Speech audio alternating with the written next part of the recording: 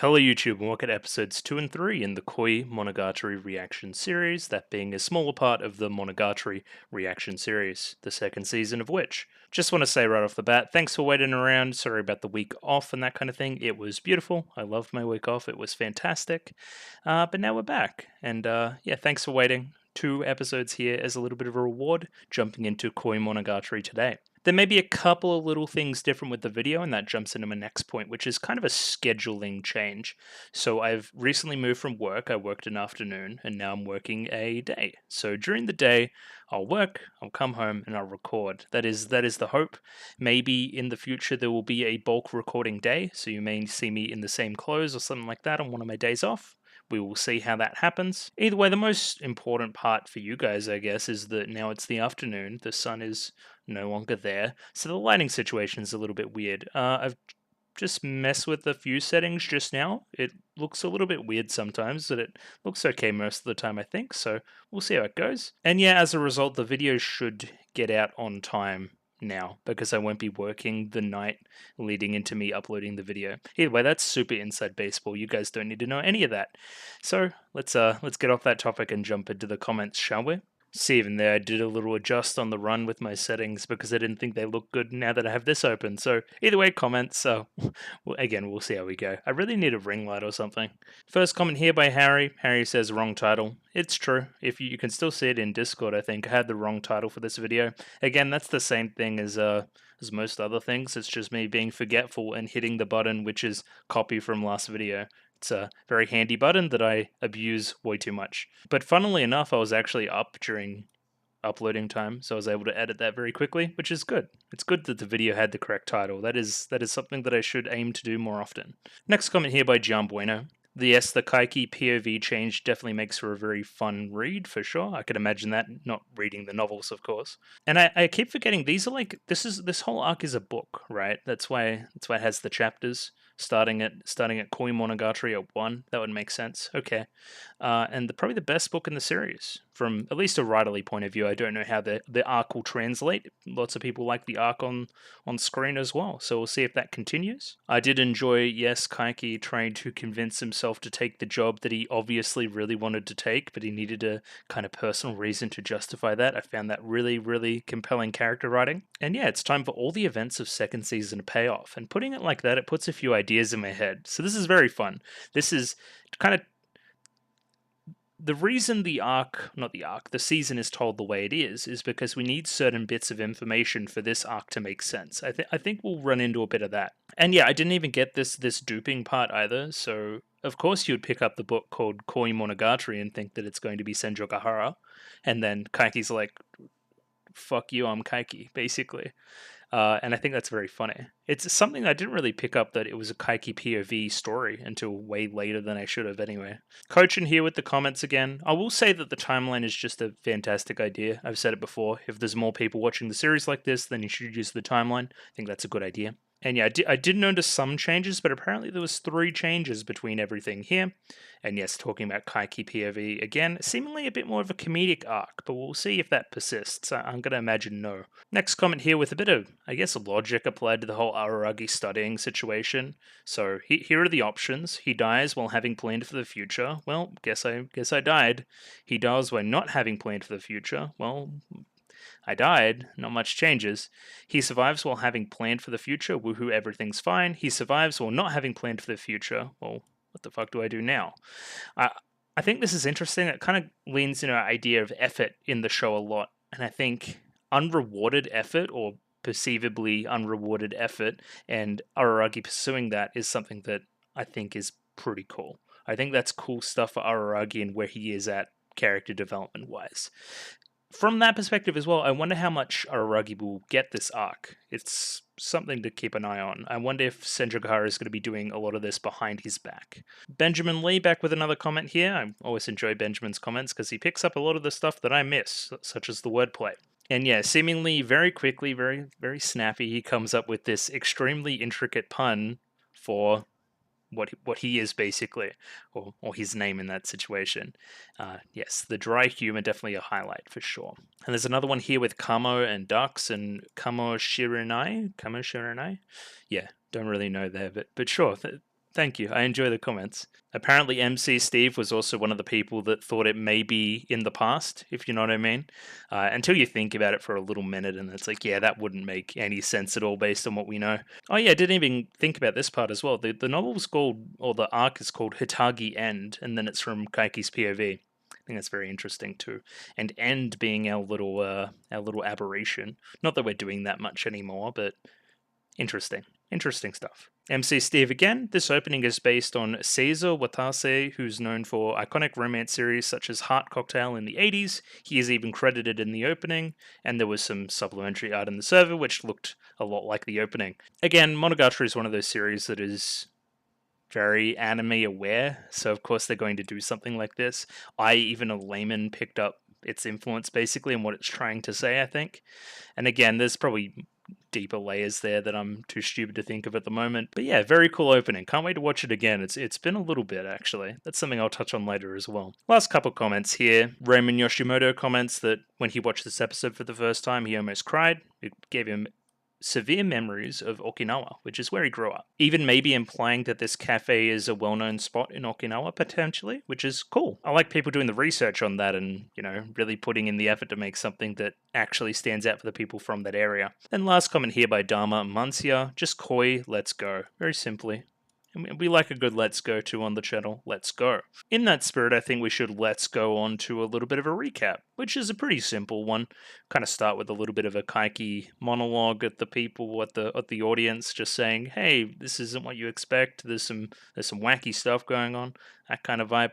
But then we kind of go into Kaiki. He's visiting a shrine at New Year's, gets a call from Senjogahara. They play silly buggers for a bit before meeting in Okinawa for a conversation, which again, they're playing it up. It's very cool. And again, it demonstrates how desperate Senjogahara is in the situation as well, that she's willing to do something like this, even kind of like Kaiki's playing hard to get, you know what I mean? And she's reciprocating with the hard to getness. I don't quite know how to put it into words, but she's definitely acting differently.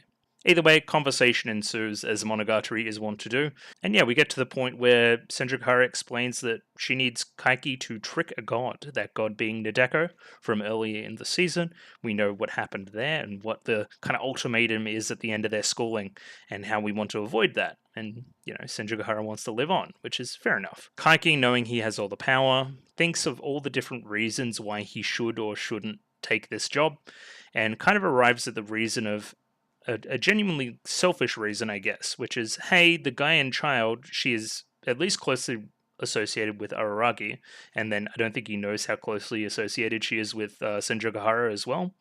So this is my ticket into the Gaian child, i.e. Kambaru. And we're not really sure what's going on there yet and why Kambaru is so important and all that jazz, but we're going to find out, because Guy and Izuko was very into that as well. So again, food for thought, and that's kind of where we left off here, which leaves me with a couple of questions. So Kaiki has agreed. Are we just going back to town now? I would imagine so. We're not going to stay in Okinawa for any other discernible reason. Senjogahara is doing this behind Araragi's back, seemingly. I wonder if we're going to get much Araragi here. Araragi's kind of view on Kaiki, or the other way around, Kaiki's view on Araragi. That'll be an interesting thing to see, especially the inner thoughts of which. And Kambaru. Kambaru is seemingly involved, so get to see some Kambaru. Can't complain about that. The ideas of the arc, I guess, are kind of this Kaiki POV thing and interpretation of Senjogahara in particular. So we see Senjogahara wearing a mask a lot, or not a mask, it's kind of Groucho Marx glasses last episode, for a whole lot of time. And I wonder if we're going to continue covering faces and that kind of thing. That's something to watch. Wearing guises, wearing masks, trickery, all these kind of themes. What is Kaiki's end game here? I think we'll never know. Or maybe if we will know, then I don't know. I don't feel like this is going to be a Kaiki tricks everybody and is the bad guy arc. I think like there's going to be some kind of pathos to what Kaiki is doing. And we're going to see. I don't really know. I've only basing this off the one episode, if you know what I mean. So it'll be interesting to dive in a little bit more here and see where we're actually going. Because from the first episode, this is seemingly a funnier arc. I like funny. Funny's cool. So we can do funny. Without any further ado, I think we're just going to jump into the episode proper, but not before I do my shill stuff. If you like the video, consider liking the video. If you like the video and you want to see more, consider subscribing to the channel. Comment below anything you thought about the episode, anything I could do to improve my presentation, comment below. I'm doing follow for follow on Twitter, so follow me on Twitter if you'd like me to follow you back. And the Discord, join the Discord, love the Discord, suggest new shows on the Discord, just wrapping up Lain in the coming days as well, so we'll be looking for a new show there. Might need to do a poll soon too, that'll be interesting. Anyway, food for thought, we'll figure it out. Either way, jumping into episode 2 of Koimonogatari right now. Oh, before that, I should mention that I'm probably going to do this over 2 recording sessions, so one today, one tomorrow. We'll see. Either way, on with the episode proper. And yeah, because I can't stop touching things, I've changed the white balance again, so this looks a little bit better. Again, it's very red at the moment. We're just going to see how it goes. We're winging it. It's okay. The production isn't there. It's okay. It's very rainy outside too. Anyway, on with the episode proper. I have the episode up here. Let me pop it up on screen. 27 minutes and 11 seconds on this one, so sync up accordingly. As always, picture-in-picture version in the description below. And using the Call Girl subs. Just going to give it a 3, 2, 1. Ready? 3, 2, 1, go. Yes, lots of stuff happened. We're still in Okinawa? Okay. Hello. Yeah, seemingly right after. Thank you. The job. Oh, no disguises anymore. Deceiving a god. She looks very different though. I guess because I saw her with glasses all last episode. Oh, he still wants the money, of course, yes.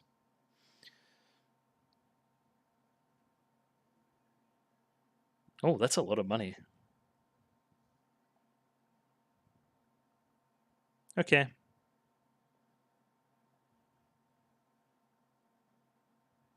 Ooh. Okay, Kaki.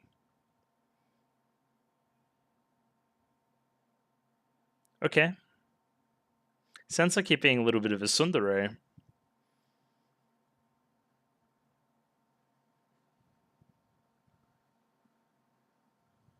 Justified caution. Cool. Oh, the plane.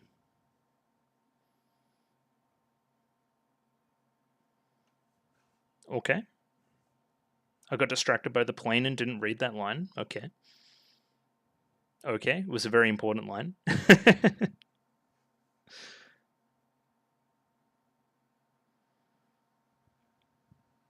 Pretty sure. Yeah, I thought it was in May. I must be wrong.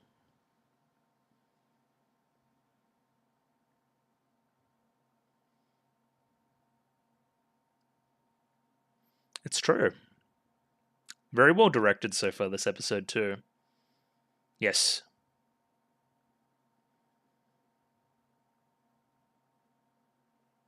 Could. But I don't think it'll happen.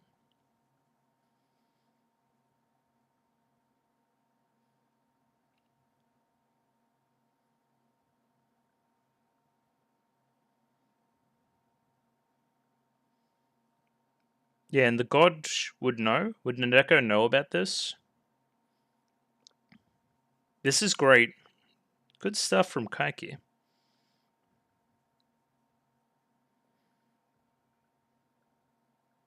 Oh. Okay. She was pretty mad. Interesting. A pretty bad one.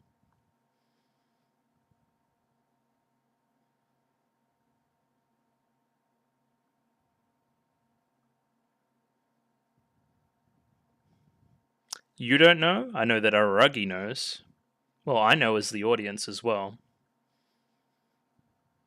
The aquarium's nice too. I guess it's just the ocean.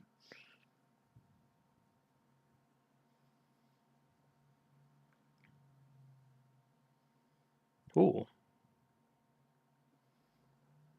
Of course she would have said this.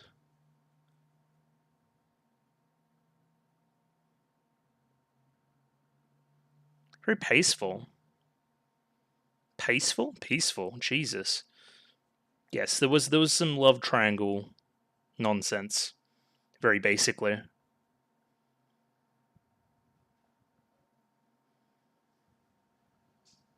That lowbrow tail. Why is he negging? Champion negger. Excuse me? We're going to leave that in. He is good at negging.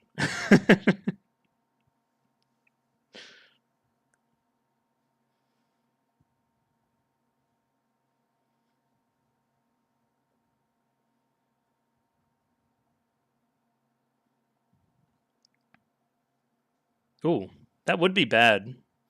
There are a lot of junior high kids that want you dead. I know one of them. She might be a god.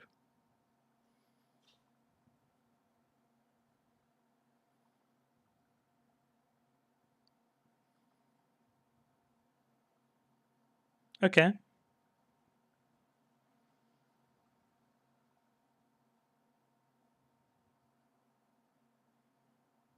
Well, we've got 74 days. We can spread it out a little bit, but not too much.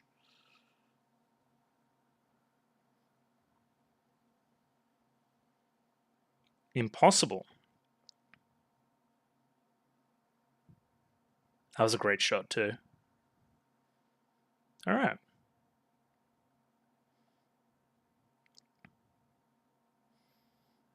Why? It'd be funny if you guys were on the same flight.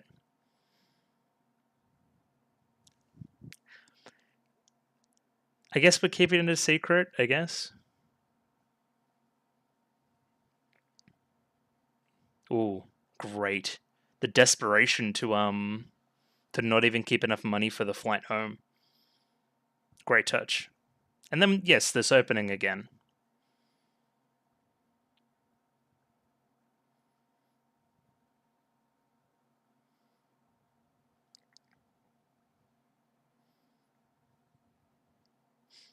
I wonder if we're actually going to deceive Nadeko.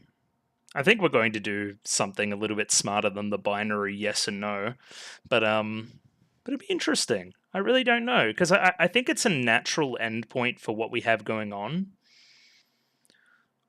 I think I've mentioned in the past. I don't know. Is Monogatari done? Is it not done? Is there more? Is there not going to be more? I don't really know. I don't really want to know as well.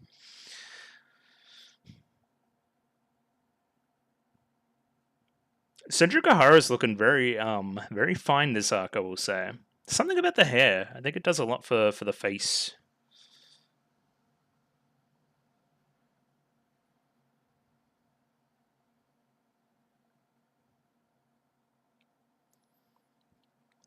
I don't talk about the fidelity of this season enough, which is, I think it's a significant jump from seasons previous.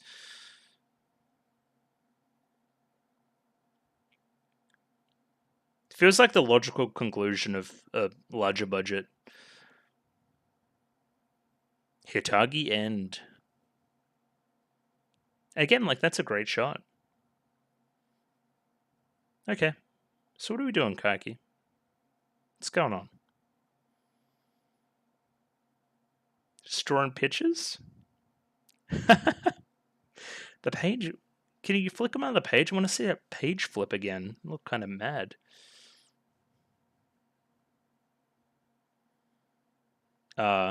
Okay. I guess it is January, correct?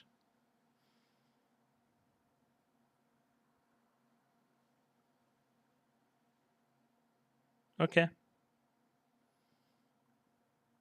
Yes. All right, what are we doing? Please don't disturb. At 10 a.m. I went into town. Bit of a sleep in. That's okay. This little jaunty music too.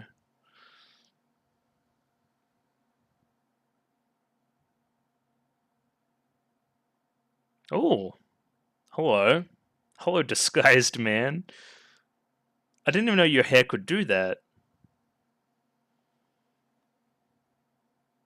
The shrine, maybe? Yeah. That's where I would have went. I would have agreed with that as well. Okay, spitting facts.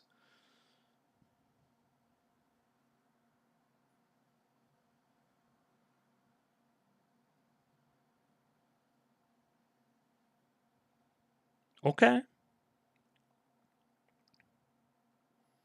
This is literally the next day. I thought he said it was going to take some time.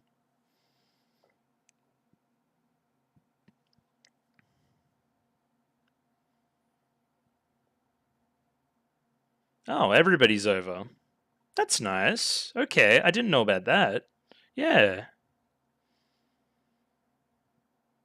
I want to see Senjukahara and the mom, like the clash there.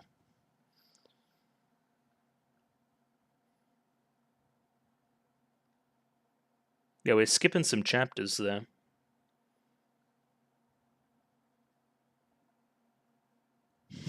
Ha ha ha, I deceived.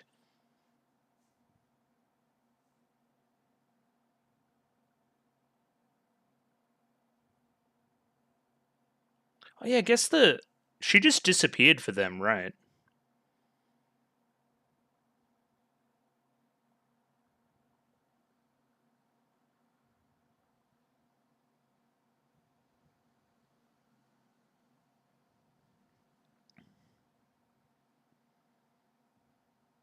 She kind of did just disappear. She had a kind of outburst at school.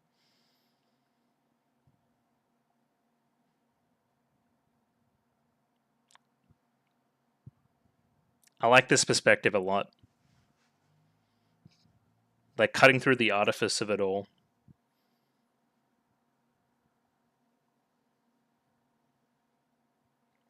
I would say no, but sure.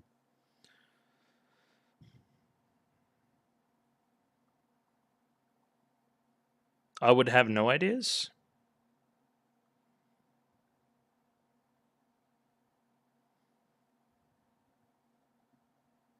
I like Kaiki's disguise here is really nice.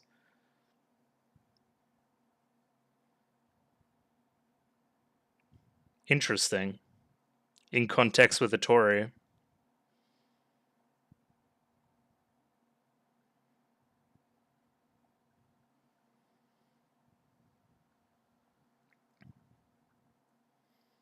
You should go watch Atori Monogatari. It'll tell you a lot about that.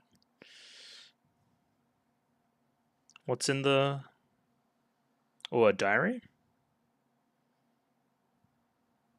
Disgusting. Great. She seemed like a fake. Well, yeah, that was a lot of it.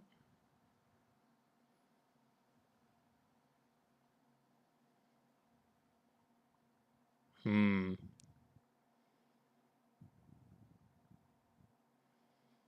What is she afraid of? You should go watch Atori Monogatari.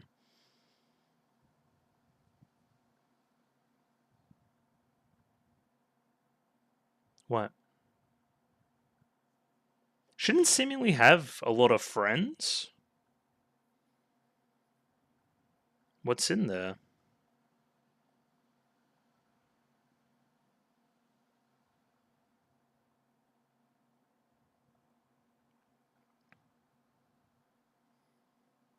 Okay, what are the facts?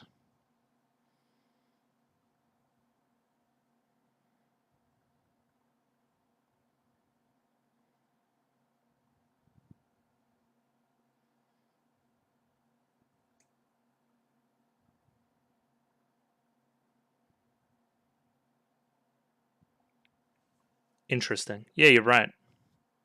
Like, she may have got to the parents in some way.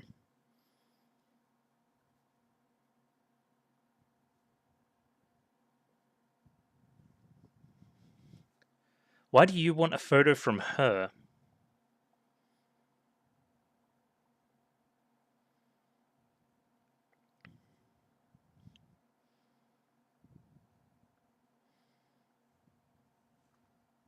I do despise her, but you know.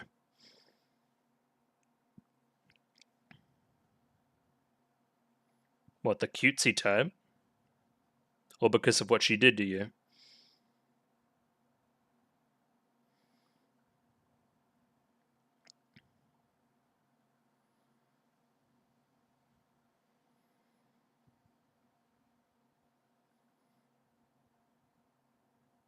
Yeah, no, they don't. Did we just tell Hanakawa? I guess we just told her. Oh, there you go. There's the answer. You should talk to Hanakawa. It'd be a pretty funny scene.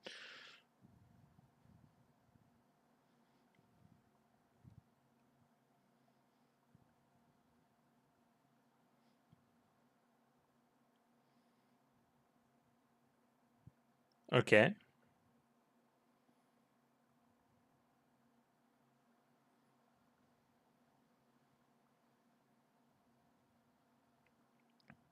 Exactly, yeah. I was going to say that.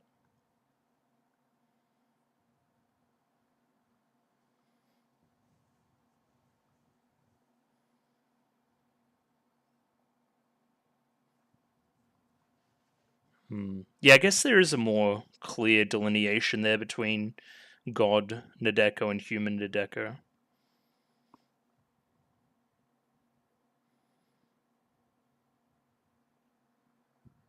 Ha ha ha.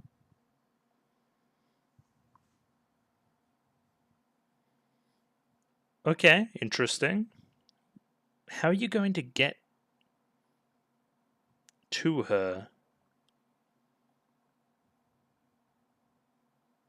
Oh, so Aragi's been trying? That's another good reason why she won't just go, like, and kill them.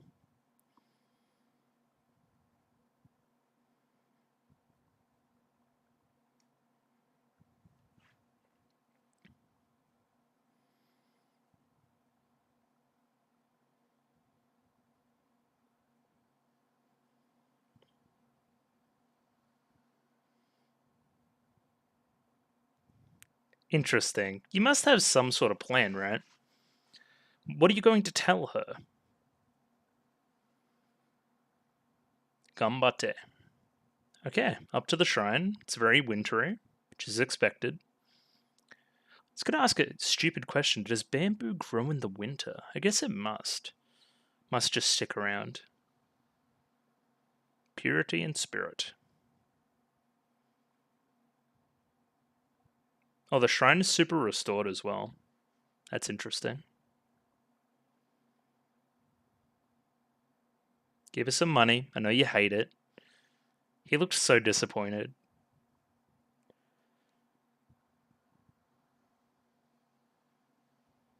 Yes. Another great shot.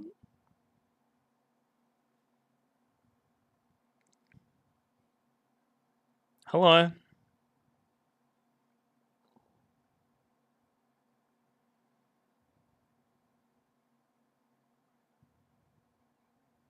Well, that was easy. There you go. You got some money. She must be happy. Yes and no.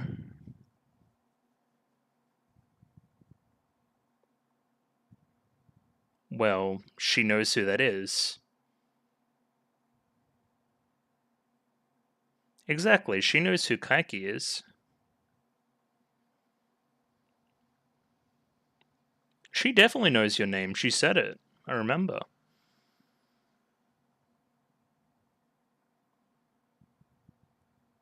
The voice acting.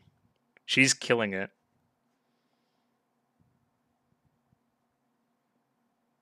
She's in is she in Three Gets No Line as well? I think she is. Yeah. Interesting. Has she forgotten? She must have, unless she's putting on a front.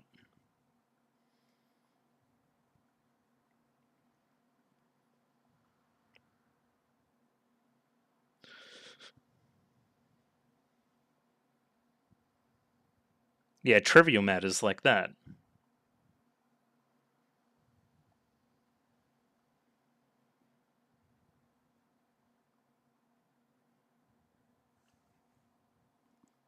Yeah, you get to do some killing.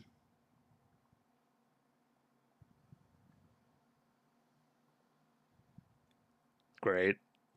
Full yandere vibes.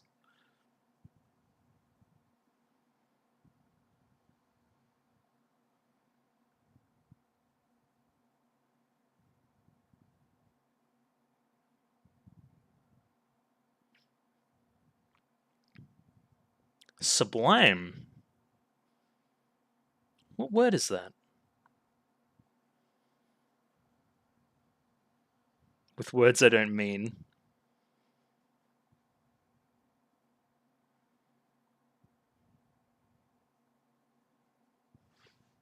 She is a frolicker.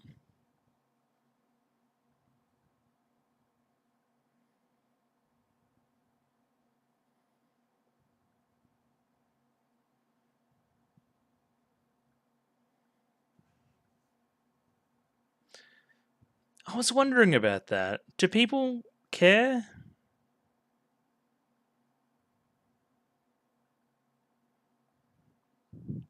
No, it's not Etchy Service. I ignored that. Is he based?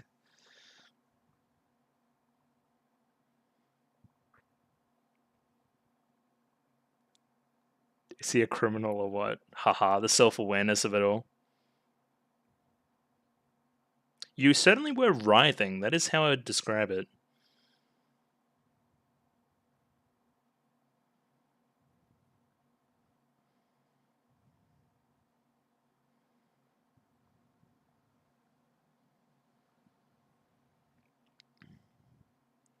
Love him so much I'm gonna kill him. Okay. Yep. When Kaiki gives you that, like, you know you're in bad way.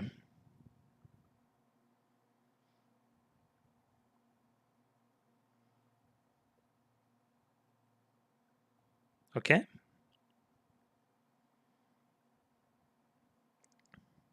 No, I've gone beyond that. Fine is an interesting word for it.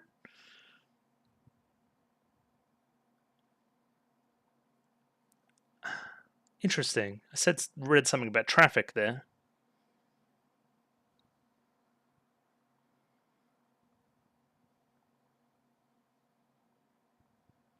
What kind of nonsense? You do shoo him away very aggressively.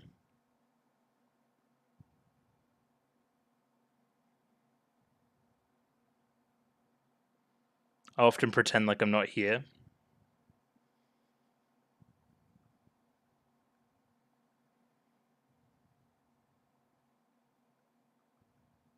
Well, they probably think the place is haunted now.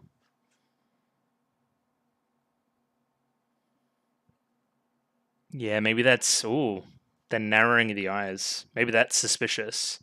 Looks like fighting her away. Why? No.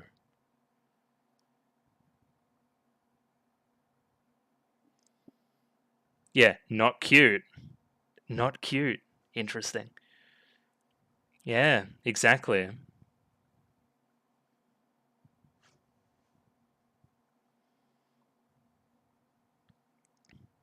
Yeah, you're gonna need to approach this differently.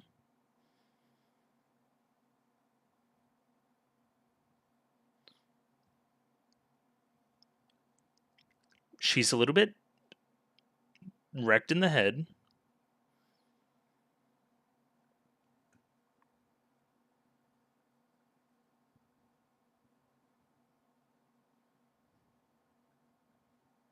The hair was really good there too.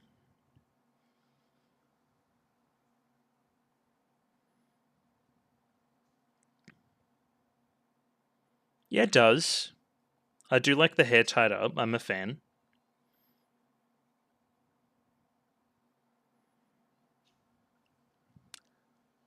You will be. Ooh, what you got? Bit of string? That's the, Nobita?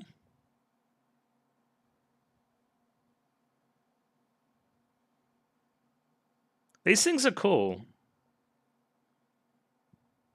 I remember doing them in primary school.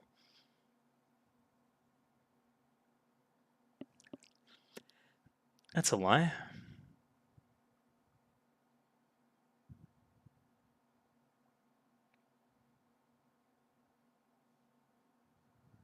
the look too. Okay, thanks, Kaiki. Very interesting episode. Kind of went right to the point. Snowdrop. This ED was very interesting as well. Yeah, a little bit of Oshina Meme there. I wonder if we'll see him again. I'm sure we will by the end, but I wonder when.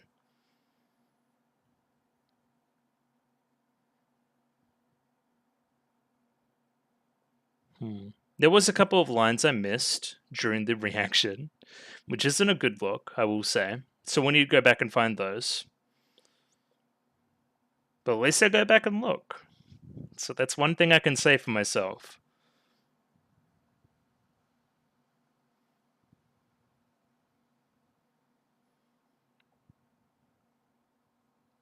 The most loved person of my most loved person.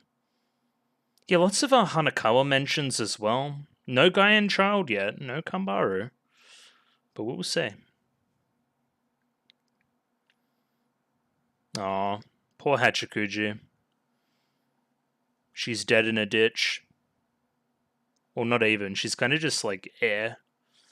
You know. And next time on? Yeah, the Yotsugi too. Anyway, next time on. Radio jumping into a little bit of analysis on episode 2 of Koimonogatari. Okay, so I don't know if I should do this now or later, but I'm going to do this now just because I'm feeling like it. A little bit of timeline should be an easy enough one today, so just going to write here a little bit about what happened this episode. Alright, so we're at a few points here. I don't know how much of this will be relevant. It may be a little bit overkill, but we've done overkill before, so that's okay. Kaiki gets paid in advance on the job and makes his way to town. It was unclear if it was an advance or the full payment, or if he wanted more, or if he didn't want more, or if he was changing his ways, or if he wasn't. Again, he's hard to read, but we'll reread that scene as well. Kaiki disguises himself and infiltrates the house of Nadeko. There's some indication of a setup around Nadeko's parents in the closet, and I wanted to have a little look at that as well. Can I highlight that at all? Not even yellow highlighting. That's very important. What is going on there exactly? Is Nadeko's parents being controlled some way? Have they been told some things? Are they really not urgently looking for the daughter because there's some kind of godlike situation going on there where she's exhibiting some form of power on the parents? I don't know.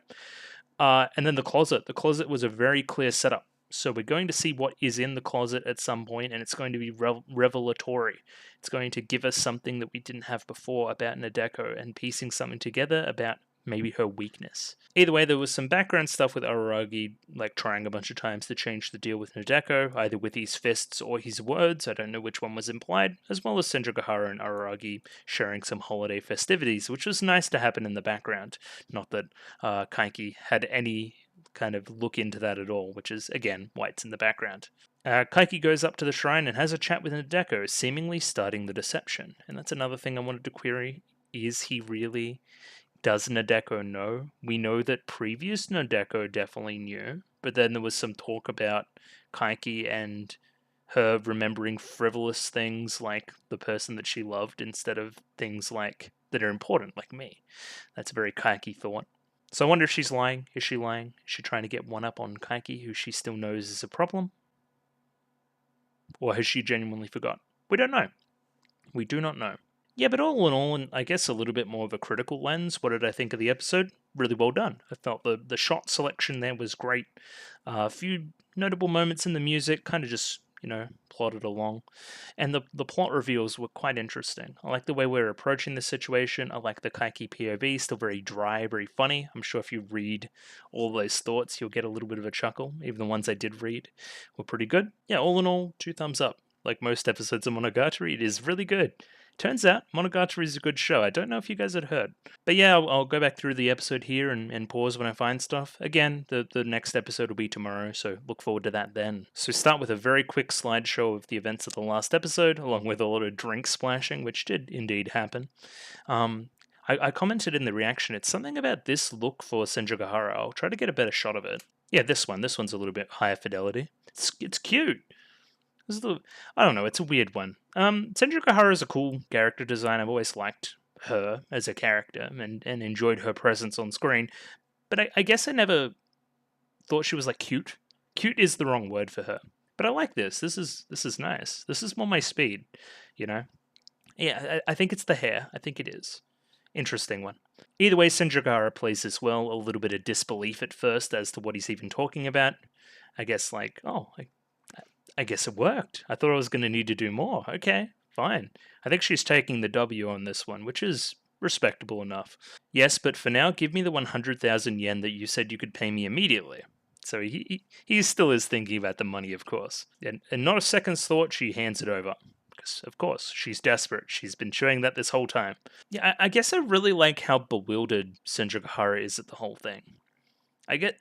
She knows Kaiki, and she knows his game, and I guess she's like trying to just figure out what he really has going on here. What is his angle? Maybe it still has to do with the whole body thing from last episode as well. But again, that resulted in him splashing the drink. Either way, I digress. Yeah, she even says that's just a down payment. There's more money coming, and then he's like, "No, this will be enough." And then, yeah, he's sundering out here a little bit. He's like, "Well, if I was invoicing you for the actual job, it'd be way more than you even think, right?" I think he's secretly kind of happy that he took the job and is able to test his skills like this, as well as be involved with Senjogahara. Lots of different ideas here, actually, for sure. Because again, there's the guy and child idea, but I always thought that is him just convincing himself to do the job. Wonder why he's so interested. I don't know. We're gonna say. If it ends up being a little bit more, I'll gladly accept the change. Okay, it wasn't that much of an important line. That's good. So the only condition is that I get to take all the money right now, and don't need to give you some back if I don't end up using it. Which I guess is fair enough. Again, Senjogahara's taken this every day of the week. She didn't even think that this would occur. A few of these shots here, they're just cool. Just cool Kaiki shots, like here, in the eyes. He's just cool. I don't know. It's like some Top Gun about it or something. I don't know. It's something about the Hawaiian shirt too. It's doing a lot for him. His look this episode as well with the hair. He's more than meets the eye for sure. It's like it's somewhat spy movie-esque in its construction. It's very fun. This is just fun, is it not? Really enjoyable. Another great shot here, another great example. It was kind of the zoom in on Senjogahara's eye into this as well. This is what I mean, just good construction. Interesting to look at, visually splendid, all these things. We do a little bit of our Monogatari-isms here as well, where we have the characters talking whilst the background changes to kind of suit what we're talking about. So we talk about a lot of god-like stuff here. We have this very elaborate temple as our backdrop. And we get to a little bit more of the nitty-gritty about it. I call them cinema sins-esque details, because I don't really think they're needed. Why doesn't the god just kill you now? Because she is right now as angry as she is going to be, so, and she hasn't killed us yet, so it's worth a shot. I mean, would you rather take a throw at the stumps of actually, like, saving the rest of your life, or would you rather just wait out the 74 days? Definitely option A for me. Yeah, voice acting across the board this episode, exceptional. Kaiki is kind of carrying this arc from a VA point of view, very much like an Araragi, a lot of internal dialogue. Particular emphasis on certain words that I'm sure hits a lot harder if you're Japanese, but yeah, just that kind of drawl that he has, that kind of sarcastic, like semi-tired, but also like lying kind of thing he has going on. I think it's charming. It's a far cry from what he was like in, say, a Nisei Monogatari, where I found him a little more tedious. Maybe that's because it was from Araragi's perspective, and he found him tedious as well. Once we actually get to know the guy, he's actually, suave's the wrong word, but he has his charms. We change our backdrop to the aquarium here a little bit, the bottom of the ocean. I wonder why we're doing that. We're going to have a little look. Either way, I find it surprising how short on the details Senjogahara is. I guess Araragi was short on the details as well. It's only because we saw it from Nadeko's point of view that we actually got to know all the intricacies of what was going on. In kind of a little bit of a criticism, I guess, I think Kaiki figures out a lot of things about Nadeko very quickly. I get that he's a smart guy and definitely a, what do you call it? Like a people person. He'd be able to pick up vibes very, very well. I just don't buy that he'd pick up the whole cutesy thing immediately from a picture and then confirm it in a conversation later. I don't know. Maybe swap those two. But again, I don't really know. I don't know where we're going, so it's hard to say if that's a leap or not. I guess it's the oceans to emphasize the misunderstanding of the situation, the lack of knowledge. We don't really know what lies at the floor of the ocean, truly. So it's something outside of our realm of imagination. Maybe that's where they're standing there. I feel like there's another side to this that's vastly different from how Araragi-kun and I see this. True. You should watch Tori Monogatari. It's quite good. I'd recommend it, Shinjugahara. And of course, Hanakawa is the one that says this. She just keeps popping up as well. Like, I've kind of got the same face as Kaiki here. Of course she... Who the hell is this Hanakawa? I think you should too. Hanakawa and Kaiki should talk, though. I feel like that would be quite interesting. Like, the way he says it's that lowbrow a tale after hearing that it's just simply a lover's quarrel, essentially. And of course, we know there's more to it than that. But the Kaiki delivery there it's one of the highlights for sure. Oh yeah, there was a whole thing about don't come back to this town. I remember that. Okay, so this is an exception to that rule, of course, that he is allowed to come back and investigate. I wonder if this little piece of foreshadowing will come back too. There are still people in that town that wish you harm, Kaiki. I wonder if we'll run into any of them. Please do not get beaten up to a pulp by a junior high kid only to be left as an unidentifiable corpse. I know a few middle school kids that hold some grudges, a couple that are very good at fighting. I wonder, does she mean here, say in Nadeko? She would be very good at fighting. She would leave you as an unidentifiable corpse. I think if Karen caught you on a wrong day, she'd mess you up too, so I don't know. We'll keep an eye on this one. Could be some foreshadowing. Make sure you don't see Araragi as well. So I guess unless things go poorly, we're not going to see much Araragi as well. Okay. I was guessing that. We've kind of had a lot of Araragi between all the Shinobu and Hachikuji stuff. We're prepared for the long haul. I wondered if we mean that. Are we going to get some time skips during this arc? Are we going to skip ahead a month? Are we going to see that Kaiki has maintained this relationship with Nodeko?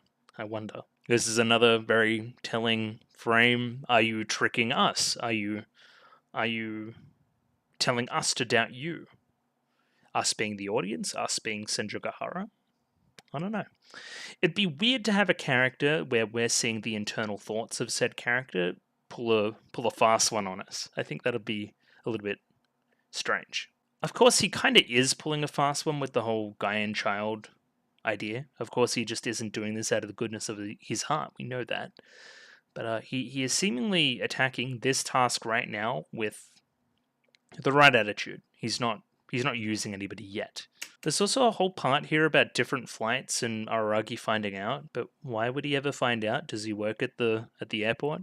I don't know. Weird one. A great line here to finish the scene. Kind of a real bow on it. Can you lend me some money so I can buy my flight home? Again, demonstrating desperation there of Senjugahara to make this happen. I'm willing to give you everything, even my ticket home, to make sure that this happens. Now, I do want to take a closer look at a few of these pictures. I like these houses. This is definitely Araragi house, for sure. It's got cats. Hanakawa house, or at least like the funny Japanese cat mouth. Get the wide shot here. See the shrine. See the school. See Scissor's house with a thing. Araragi Senjugahara something. Snake house. Snake house is Nadeko house. These two together at Snake House, not Snake House, at Haircut House, which is Stationery House, which is Senjugahara house. And then... What? Okay, this is very confusing. he does his work in mysterious ways, for sure. And yeah, he's ready for business. I'm gonna keep on this line. I feel like this it's very spy movie in its construction. He's taken the job, and now he's moving into the location and starting to gather leads and that kind of thing. It's a little bit James Bond, just a little bit. Very interesting. In a story about, like, as Monogatari as a whole, about true heroes, true villains. It's interesting. It's a very interesting choice. If it even is a choice, I may just be reading into it too much. We have a really jaunty song here as Kaiki makes his way into town at 10 a.m. A little bit of a sleep in there. Oh my god, is that a motherfucking Kaguya-sama reference? Obviously not. Similar to our scenes in the airport, we seemingly have a shot of a store here that maybe Kaiki uses to buy the clothes that he's going to wear for the day. And then, a shot of the bathroom too. Maybe he changed it in there, and then, we get to see it. he's in full-on disguise. He looks like a dad. Yeah, a nice button shirt, a pretty expensive-looking overcoat, very wintry, sophisticated dad type feeling to the clothing. Not to mention the hair, of course, the sweep across. So we talk a lot about central locations here. The central location for me, of course, would be the shrine, but of course it's very reckless to just go to the shrine. We do it in the end anyway because he's kind of out of options. Maybe that's what he's doing in the book, just writing his multiple locations of interest. And yeah, we're going to go to Sengoku's house and have a discussion with the family. I guess I'll talk about the style of the scene because the content isn't really all too there until the very end. The style of the scene is that Kaiki is very flippant about the parents' situation and what they're doing and kind of lies to the parents to get in and learn some information. Oh, but before we get there, there's a small conversation with Senjoku where she's kind of whispering because she's at the Araragi house. Of course, if Araragi heard this, he would be like, what gives? Which is fair enough. And yeah, this is a nice little bit of context. It's the families getting along a little bit, Senjoku and her dad visiting the rest of the Araragi household. Of course, I knew that the sisters knew about the girlfriend. That's kind of the kicker right there at the end of Nisei. But yeah, the parents. I want to see Senjoku versus Mom. I think that'll be very interesting. Mamaragi. Yeah, and of course, no dad. No dad is very important, of course. In other words, I deceived my way into the household. Now we're jumping to the scene I was talking about before. Of course, no dialogue here, just hearing Kaiki monologue his way through it, which he is very good at.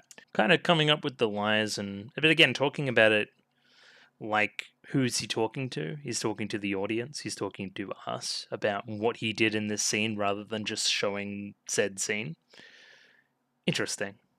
Why? Why would you do that? It works very well, but why? Interesting. I guess this scene also serves to teach us some things about Nadeko, about her family situation that we didn't really dive into before, and how she was a little bit strange, for sure.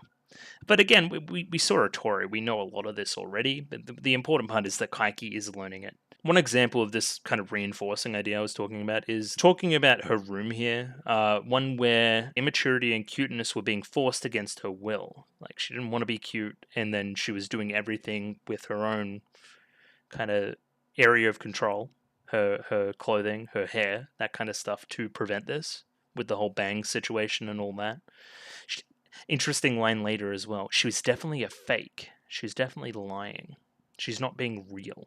But in a lot of Kaiki's, I guess, philosophies, or at least what I've interpreted from the YouTube comments anyway, is that the fake is good, as long as you can keep up the guise, right? If you can guise yourself as somebody that actually is this and put on a good face and work together for a better society and all these other kind of ideas, I think that's fine. Obviously, she snapped. And that's where the fakeness idea kind of starts to fall apart. If she was really like this, there'd be no snapping, you know? I don't know how early she started doing the bangs thing, seemingly relatively early based on these pictures. Cute, childish, and disgusting, apparently, is what we're describing her as. So that's cool. Thanks, Kaiki. But yeah, interesting. There's a particular look later I'll find. This one. She was smiling, but it was somehow awkward. She grows her bangs down and tries not to make eye contact, or rather, expounding on that, it seems like she's nervous about something. Now, this is definitely true, and I really like the choice of shots here. There's one shot back here somewhere, not this one. This one kind of exhibits this as well, but there's this one if it gets like not pixely at all. Hang on. Yeah, this one here. There's something very unsettling about it all, right? It's all very forced. I think that's, yeah, interesting reinforcing of Kaiki's ideas here. Here we get a little bit more of Kaiki dialogue in the moment, instead of just recapping the scene that is taking place. Okay.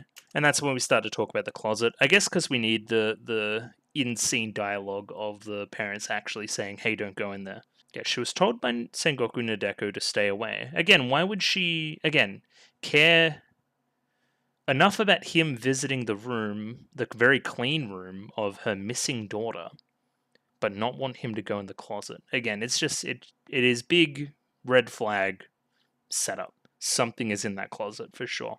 Into the next scene here, we have Kaiki asking for a photo of Sengoku Nadeko, maybe to reinforce further this idea of her character. We also learn some things here that I guess we always knew, which is that, hey, Senjugahara doesn't really have much knowledge on her at all outside of the things she's been told by Araragi. It's a very awkward situation for her, for sure. And we heard this line right there at the end, "We hate this type the most, Senjugahara." Even if it wasn't how we met, the kind of awkward circumstances before, I could never be friends with those types. Now, we've said that she's a fake in the past. You can definitely be friends with fakes. Your boyfriend is a fake, for sure. Ones that are overly cutesy. That kind of type, I guess. I don't know, but you've never had a problem with any of the other cutesy characters in the show. Are there that many other cutesy characters, purely? Not really. Everyone else is a bit fucked up. Interesting line. I'm not quite sure how to take it yet. Because I always thought this line was in context with the ultimatum, the whole thing that Sengoku did during that arc, the things that are going to happen to Araragi as a result. I always thought that was the kicker, but no, she hates that type regardless of everything else. And of course, this leads to elation from Nadeko, which is something we see later as well. Loves a good insult as well. She froths for one. Call her a piece of shit, she'll love it. Just as long as you don't say the cute word. Don't say that one. And again, we get the mention of Hanakawa here, if I just lose my thing quickly. Yeah, Hanakawa, huh? And Hanakawa apparently figured this out herself, which I don't even know how that's possible. I guess she doesn't know everything, she knows what she knows, and she must just know this. She's a smart girl, of course. And we really wanted to keep it a secret from Hanakawa, but she figured it out. And then she said, "Peace out, I'm going overseas." Funny. I talked about this during the reaction as well. There's a clear delineation here about Nadeko before she stopped becoming human and after she became a god. And Senjukahara's only ever interacted with the one after she became a god, which is a different entity altogether. Again, there was some stuff in the YouTube comments about how we're interpreting all of that and who Kuchinoa actually is and all that stuff. Kuchinoa? I think it was Kuchinoa. It's been a while now. I meant to talk about this earlier as well. I'm hoping I'm not missing too much stuff by missing the week there, because this show is hard enough as it is to keep up with all its ideas and that, and I hope I'm not stuffing myself but by separating this episode from the rest. Or episode 1 from the rest, I should say. We'll keep an eye on it. Anything that I'm missing that is huge, please let me know. So Kaiki threatens to go to the shrine right now himself, and we learn some information that Araragi-kun says he only sees her once every 5 visits, and that he has been visiting periodically, often coming back very injured from these little chats that they have. We also get some more information later that, hey, Nadeko just interprets this as him being just like, kind of like a pest, like, shoo, go away.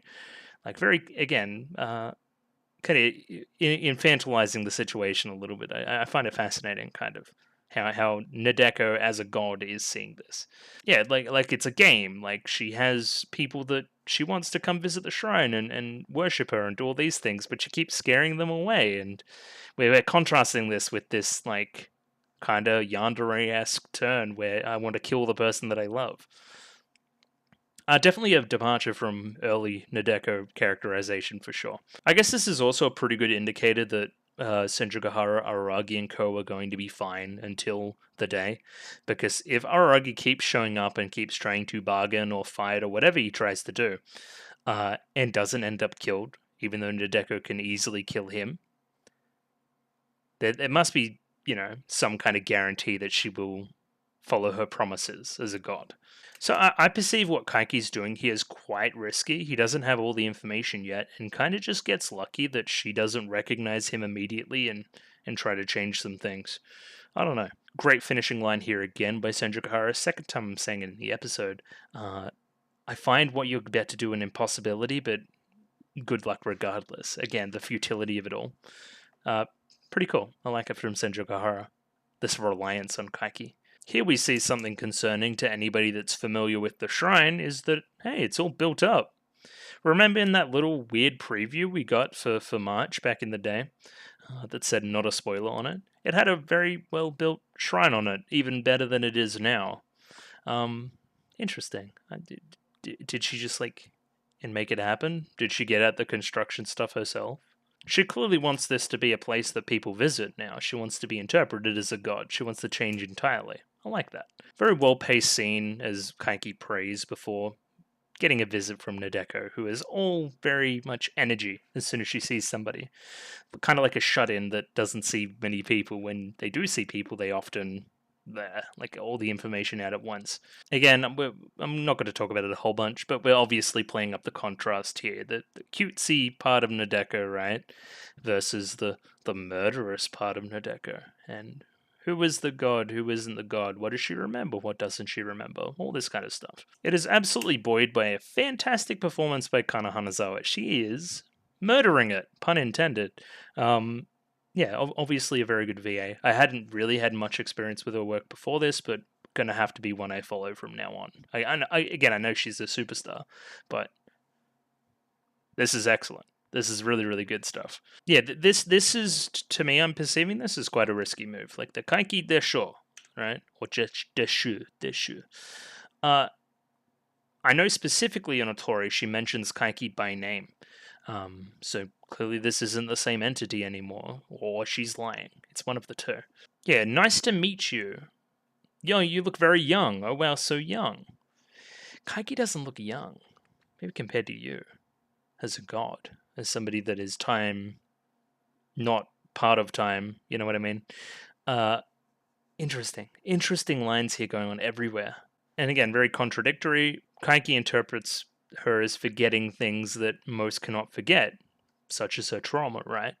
But of course she remembers the whole Araragi situation very much so, and her promise, which he finds quite frivolous in comparison. But again, different sets of values. This is a great shot we get repeated as well. Kind of just Kaiki standing like this, surrounded by I know this is a location, I think it's in Kyoto. I wonder, yeah. It's one we're repeating, it's clearly important, and we start the season with that imagery as well. The season, the arc, you know what I'm talking about. Any insight into that would be appreciated. I'm sure it has some level of cultural significance that's going over my head. Yeah, and then let me show you how quick it is, right? We go from here to here very quickly. This is the whole yandere thing. That the emphasis put on I'm pretty sure it's the word for kill in the VA performance too is just excellent. Love it. Very sinister. I know I brought it up before, but it is very much like somebody that hasn't seen like any other human in ages and is just bleh, like information everywhere. Makes Kaiki's job very easy. I reply to these conversations with words I don't actually mean. This girl seems very pitiful, or I could no longer say anything to disprove of what she said. This god, reminiscent of a junior high kid, tries to make good conversation so the visitor has fun. That's sweet until you know all the context, and it isn't sweet at all, but it's kind of sweet. So she keeps scaring off all the people that try to visit the shrine, which is funny, but Araragi keeps showing up as well. And yes, of course, it's a Monogatari episode, so of course there's stuff like this in it too. But I find it really funny. Just like straight self-aware, like Kaiki. I ignored that. I don't care. And then all these times that Koyomi Oni-chan was all very happy at what I was doing. And Kaiki's like, still don't care. He's kind of a Chad, honestly. I'm warming to Kaiki if you haven't noticed. Like this secret judging of Aragi's point of view and by extension other parts of the story. Again, just brilliant. Brilliant. Yeah, I'm totally in love with Araragi, so I'm totally gonna kill him. Totally kill him. That's great. All she needed to do was dye her hair and get some snakes in there to become like a cool character. That's funny. Yeah, just these cutaways, they're great. Just these kind of like pitiful shots of Kaiki. Let me find one. Yeah, here. Just like, really? Really? Kind of like that. I love it. It's so funny. We get a very direct answer to what we already knew, basically, which is that, hey, I wouldn't go back and change things. I like how it is now. I wouldn't go back and become human again and have Araragi love me. I've moved on to something better. Just kind of our ending thesis statement of Otori. Even if at one moment Nadeko did think this is what she wanted, she's changed entirely now. It's not the same. If you could keep loving somebody forever, instead of having it kind of reciprocated, isn't that even better, right? This constant yearning. And if nobody can have him, if I can't have him, nobody can have him, of course. Yeah, Koyomi keeps telling me nonsense when he keeps coming up to the shrine.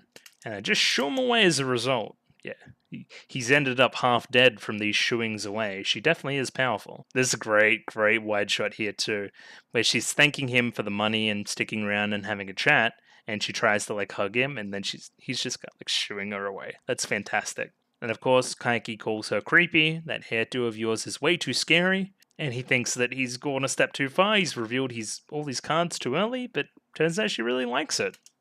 Yeah, look at that face. She loves it. Yeah, not cute. And again, we're retaining this part of Nadeko as well, right? This was very important. Of course, she would remember this, but she doesn't remember somebody like Kaiki, somebody who was very important to the whole class situation that was going on, that was weighing on her mind.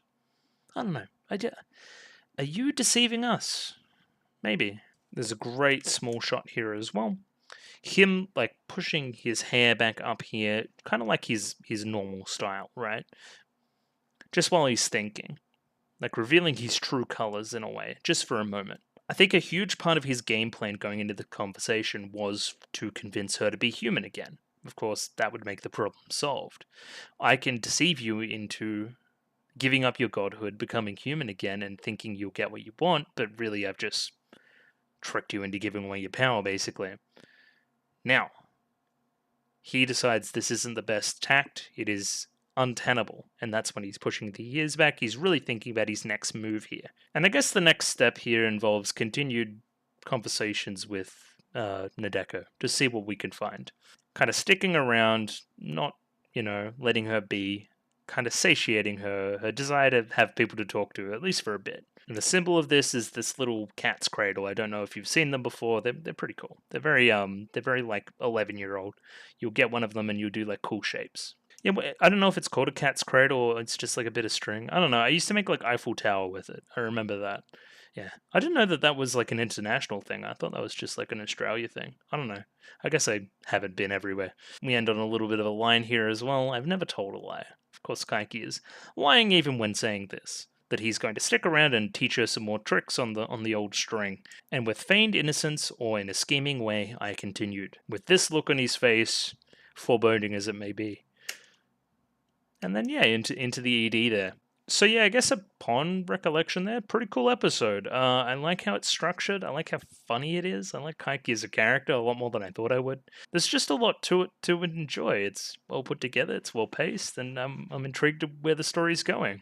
Of course, you're going to see the next episode right now, but I'll see you in like 24 hours time, something like that. So yeah, looking forward to episode 3 very very soon. And yeah, see you then. Yeah, hi, back again today. Bit more Monogatari. I messed with the camera again. We'll see how it looks. Anyway, episode up here. 25 minutes on this one, so sync up accordingly. And yeah, picture in the description below, as I'm sure I said yesterday. And yeah, just jumping in now, gonna give it a 3, 2, 1. Ready? 3, 2, 1, go. Okay, that was very quick. Literally me? Yes. What did we learn?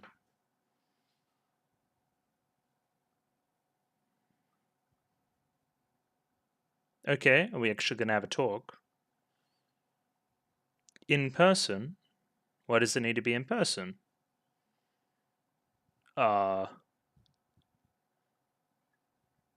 Okay. Again, the whole desperation thing. It's a pretty snazzy hotel. Have your way.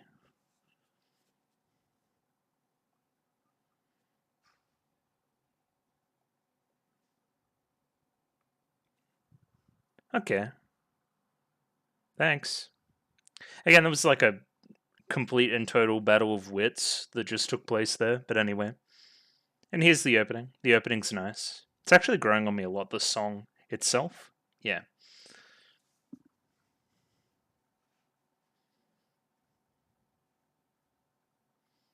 Boom, boom, boom, boom.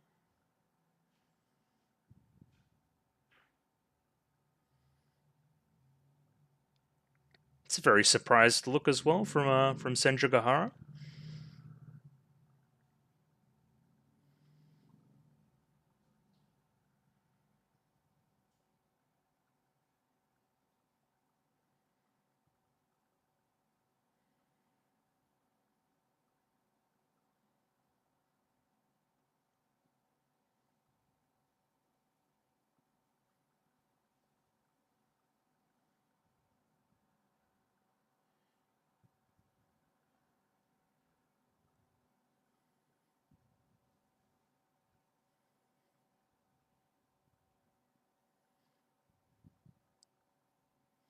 Again, the whole idea of like the lyrics pretty clearly being about Araragi, right? But like placing Kaiki as the romantic interest in like their little 80s pastiche thing they have going on. Very clever. I like it. Part 3, hitting that middle point. Oh, okay. She's adorable. He's adorable. Konbanwa.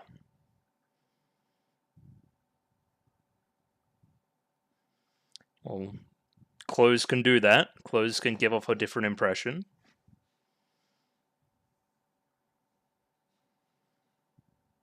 Private fashion. Oh, okay, whatever you say. I mean, I was taken aback by the beanie and the scarf and everything.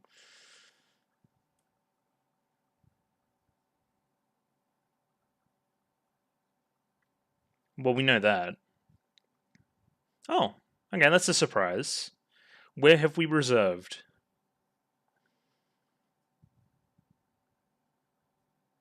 Okay, great. Good. Wonderful.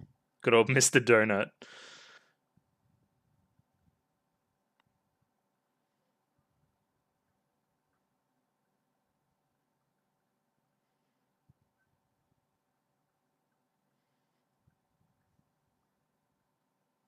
Oh, very, very cold.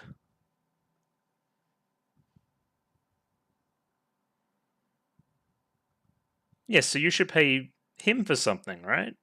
He's very cheap.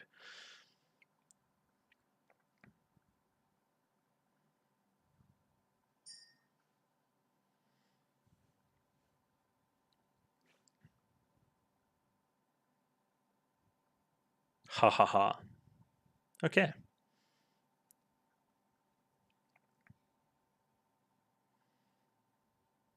What hot looking thing?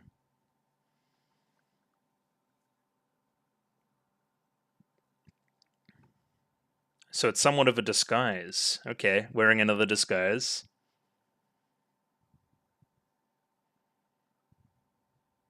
I'm pretty sure he would understand. Like, I mean, he would want to be selfless about it all, but oh yeah, okay, that whole baggage would change things actually, and he would definitely his manliness would probably get the better of him. I remember. So that was a lie, was it? Or a lie?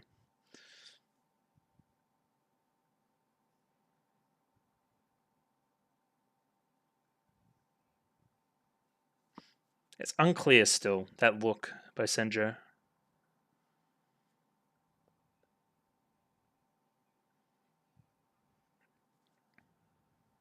It's a element of trust. Yeah. That's an interesting question. It would really depend on who I'm eating with.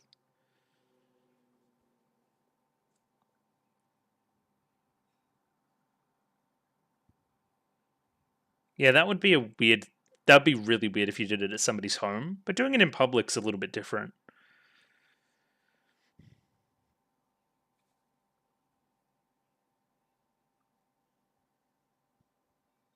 Take her bag with her. Like no level of trust. Yeah, yeah. Look at the joy on the face there, and that was kind of like reversed as well. That was cool. I think he got really lucky.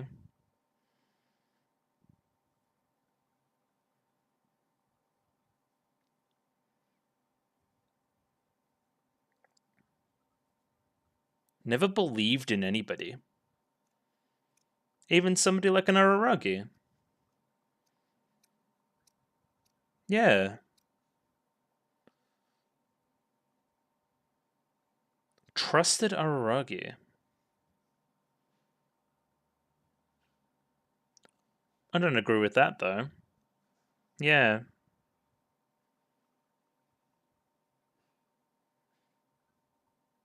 No, no, no. The exact opposite. Yeah, no. Exactly. This is reflecting episode 1 a lot.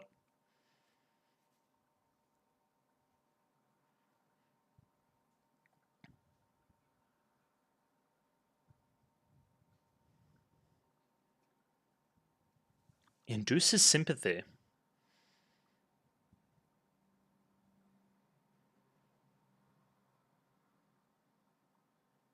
Okay.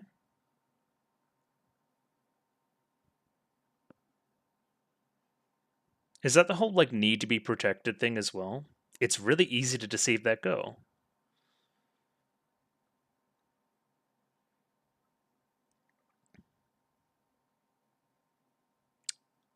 It depends if she's telling you everything, but I think you're good enough to pick up on that.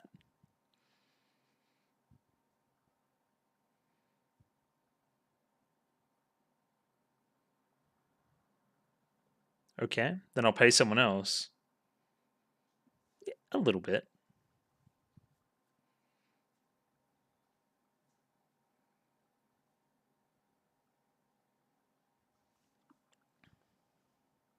So people didn't focus on her, just the cuteness outside.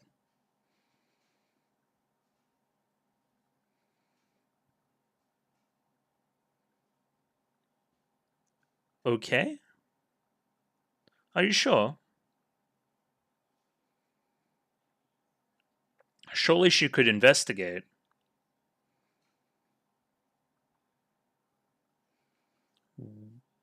Why? Based on a level of trust between you and her.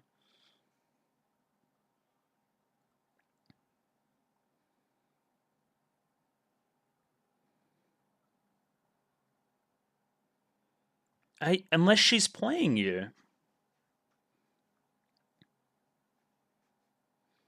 Is this from the parents as well?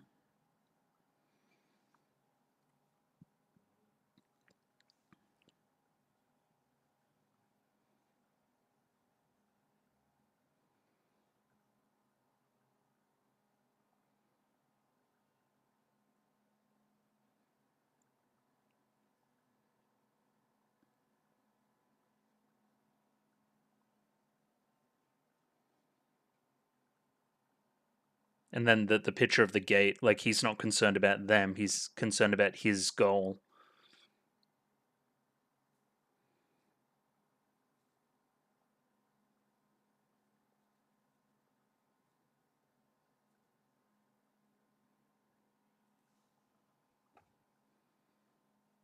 Can't ignore malice.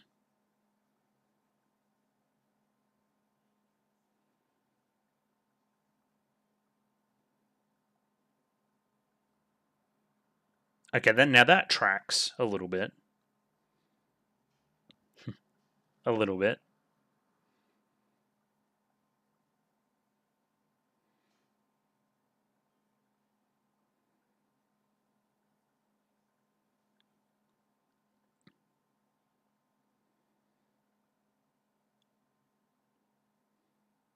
Okay.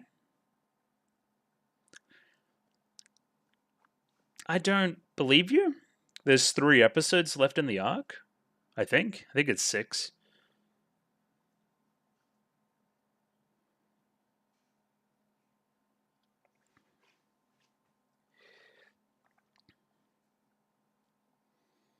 The misunderstanding, I want to talk about more. And then stealing his food. Are you genuinely thankful? If I steal from you, it's okay.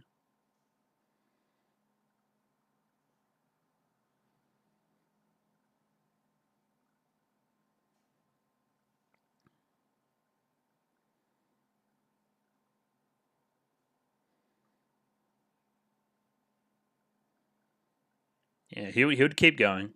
That is Araragi.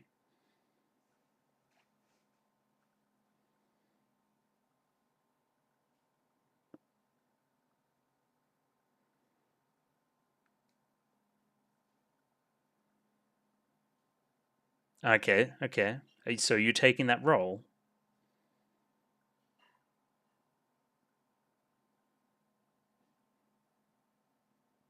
Did she take her bag with her? I didn't notice.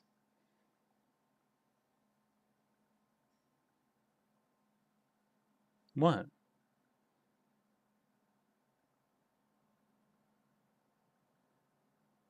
Oh, okay. Genuine emotion? That came out of nowhere. I guess she was doing a good job hiding it.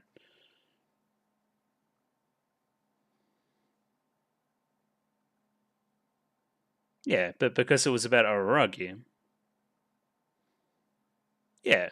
That is their relationship, their selfless relationship to a T.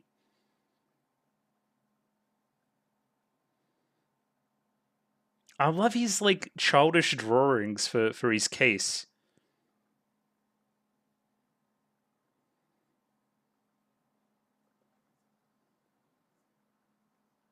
You should have paid her less to start with. Okay. Oh, okay, you're learning more stuff to teach her.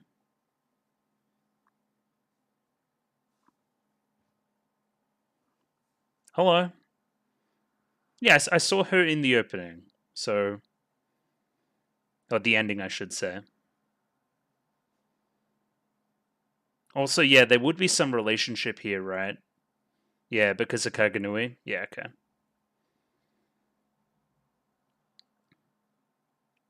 Oh, you almost spoiled something. That's true. That's what a secret means. Yes. Keeping an eye on Kaganui.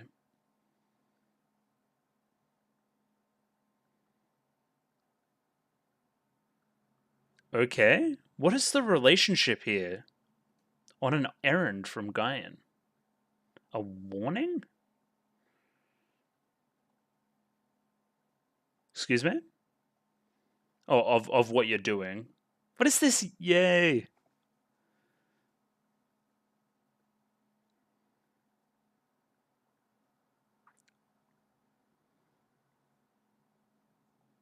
Unnecessary. It'll be worse than before. But we still don't know what happened.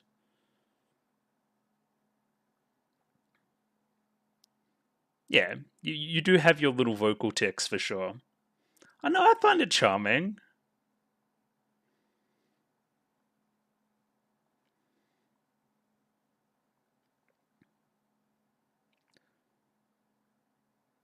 Like you were Devil Boy.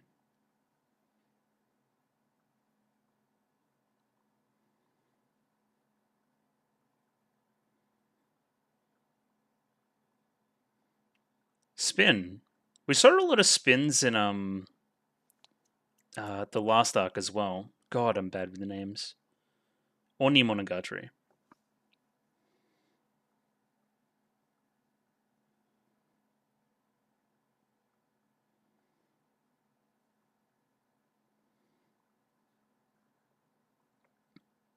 Okay, that's convinced me. That's really convinced me. For the edit. Oh, and then the animation on the face. Yeah, put another digit on there. Okay. I like the logo for Relax Coffee as well.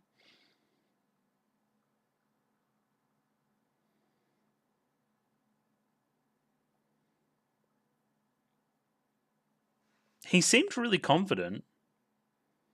That's exactly what I'm trying to do. But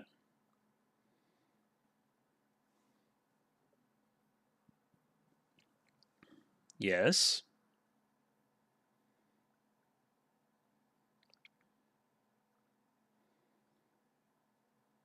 Okay. Spoiler.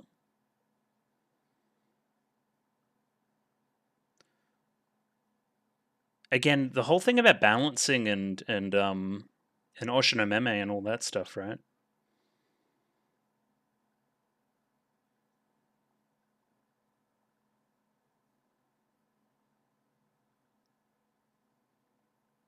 Oh, okay. Why?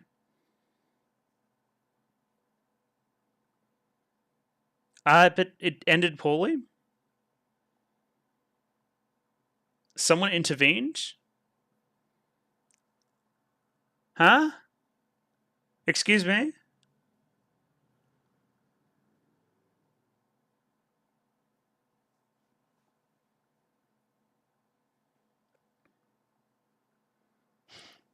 Okay.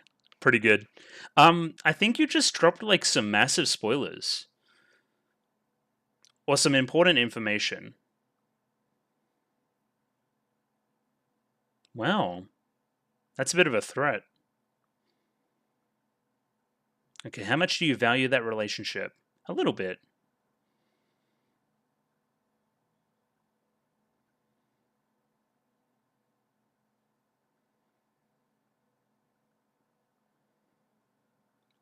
And how did that make you feel? Relationship and interests?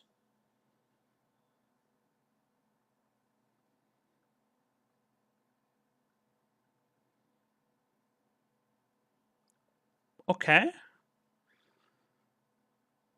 Okay.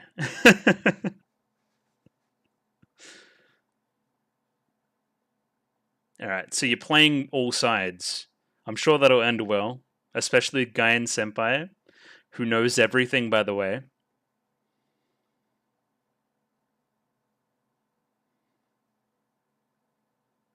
Okay. There's a bit of Pavlov there, right? She just like straight out. Bit of money. Time for a chat. What is it?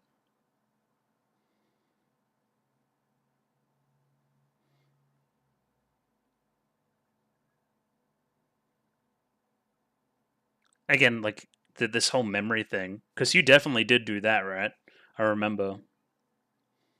Well, I don't remember because it wasn't shown, but you know what I mean.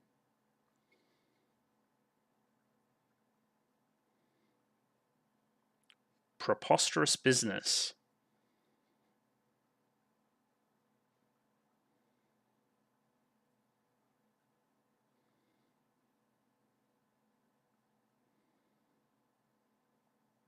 Okay.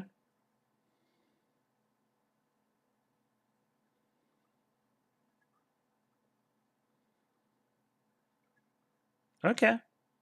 Again, we're creating a relationship here. Oh, I've studied. I've studied. I know my stuff.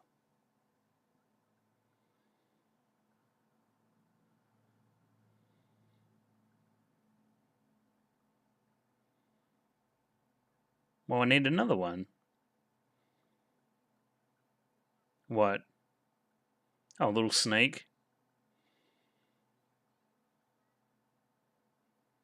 Had that show was kind of insane. Yeah. Okay. Yeah. I mean, even at the end of that arc where she was completely delusional about like the future where they die. Okay, somebody following you. Who is Gaian's henchman? Okay.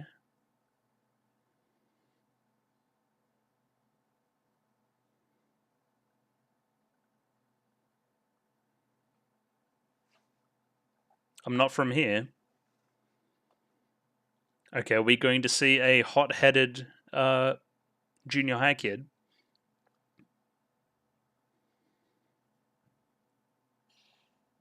Where did you go?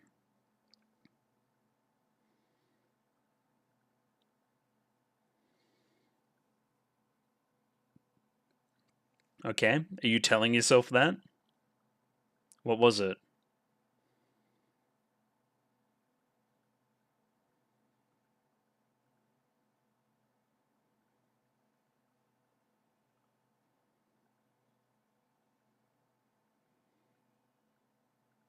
Okay.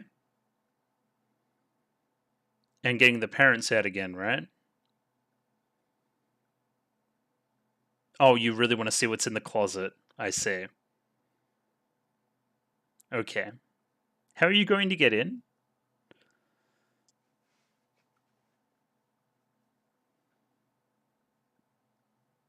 Okay, easy enough. Oh, the strawberries, great touch. All right, what's in the closet? The green closet.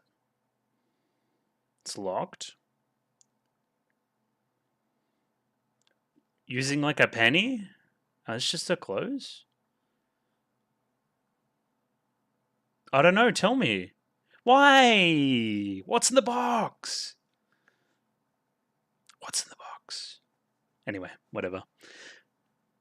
I'm happy that that isn't like lingering over the rest of the story though, because I don't know. Like something that's so very obviously a setup like that is a little bit, you know, your mileage may vary. But yeah, cool episode. Definitely throwing my expectations for the story and what story we're telling for a loop for sure. So the according to Kaiki right now, the stakes, the drama of the story right now isn't the drum we thought. It isn't will she find out that she's being fooled and consequences from that happening. It's more of a Guyan really not wanting him to try just in case he fails, and then that's where a lot of the stakes are coming from and a lot of the background stuff. There was some implication about Kaiki being followed right now, so we'll see. I found the scene with Senjugahara quite charming on both sides. I found I think Kaiki was a little bit moved by it, and Senjugahara was very obviously moved. Yeah. I don't know. I really don't know where we're going. And also, what is the deal with Ononoki? Something about Kaganui not being hers or something? We'll say. Either way, previews.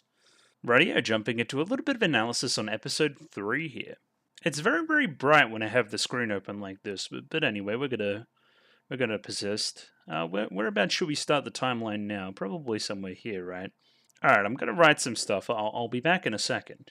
Alright, let's do it about there, I think. Kaiki tells Senjugahara that it's going to be seemingly very easy to fool Nadeko. Senju is initially skeptical, but comes around to thanking Kaiki. Again, oversimplification, but we're going to have a deeper look here in a second.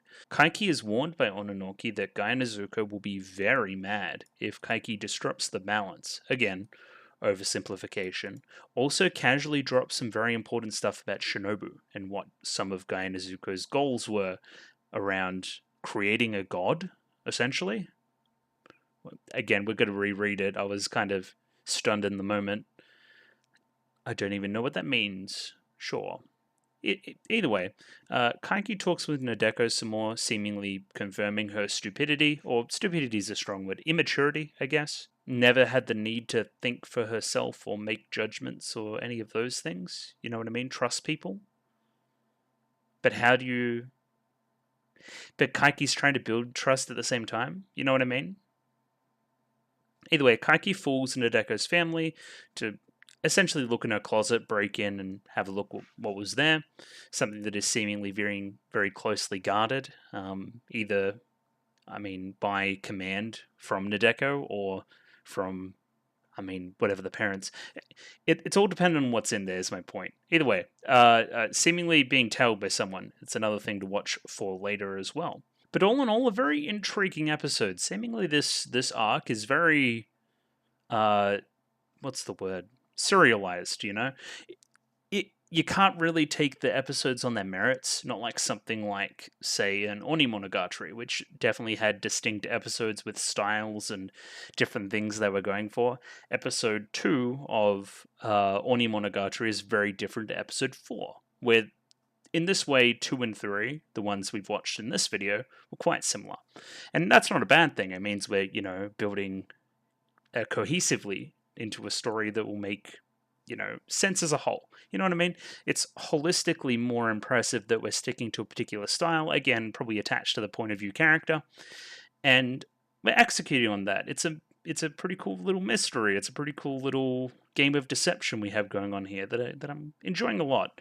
I'm still unsure what we're trying to say here overall about everything and about the characters involved and about life and the human experience and all these other big Monogatari-esque questions that we normally ask with these episodes. But Oh, sometimes we don't need to. Sometimes we just need information out there, and information's interesting. And again, we certainly got a lot of information this episode. But either way, just going to jump into the episode now and pause when I want to talk about some stuff. Again, probably grab some lines that I may have missed on the first run through as well. Again, this picture of Kaiki is an absolute vibe.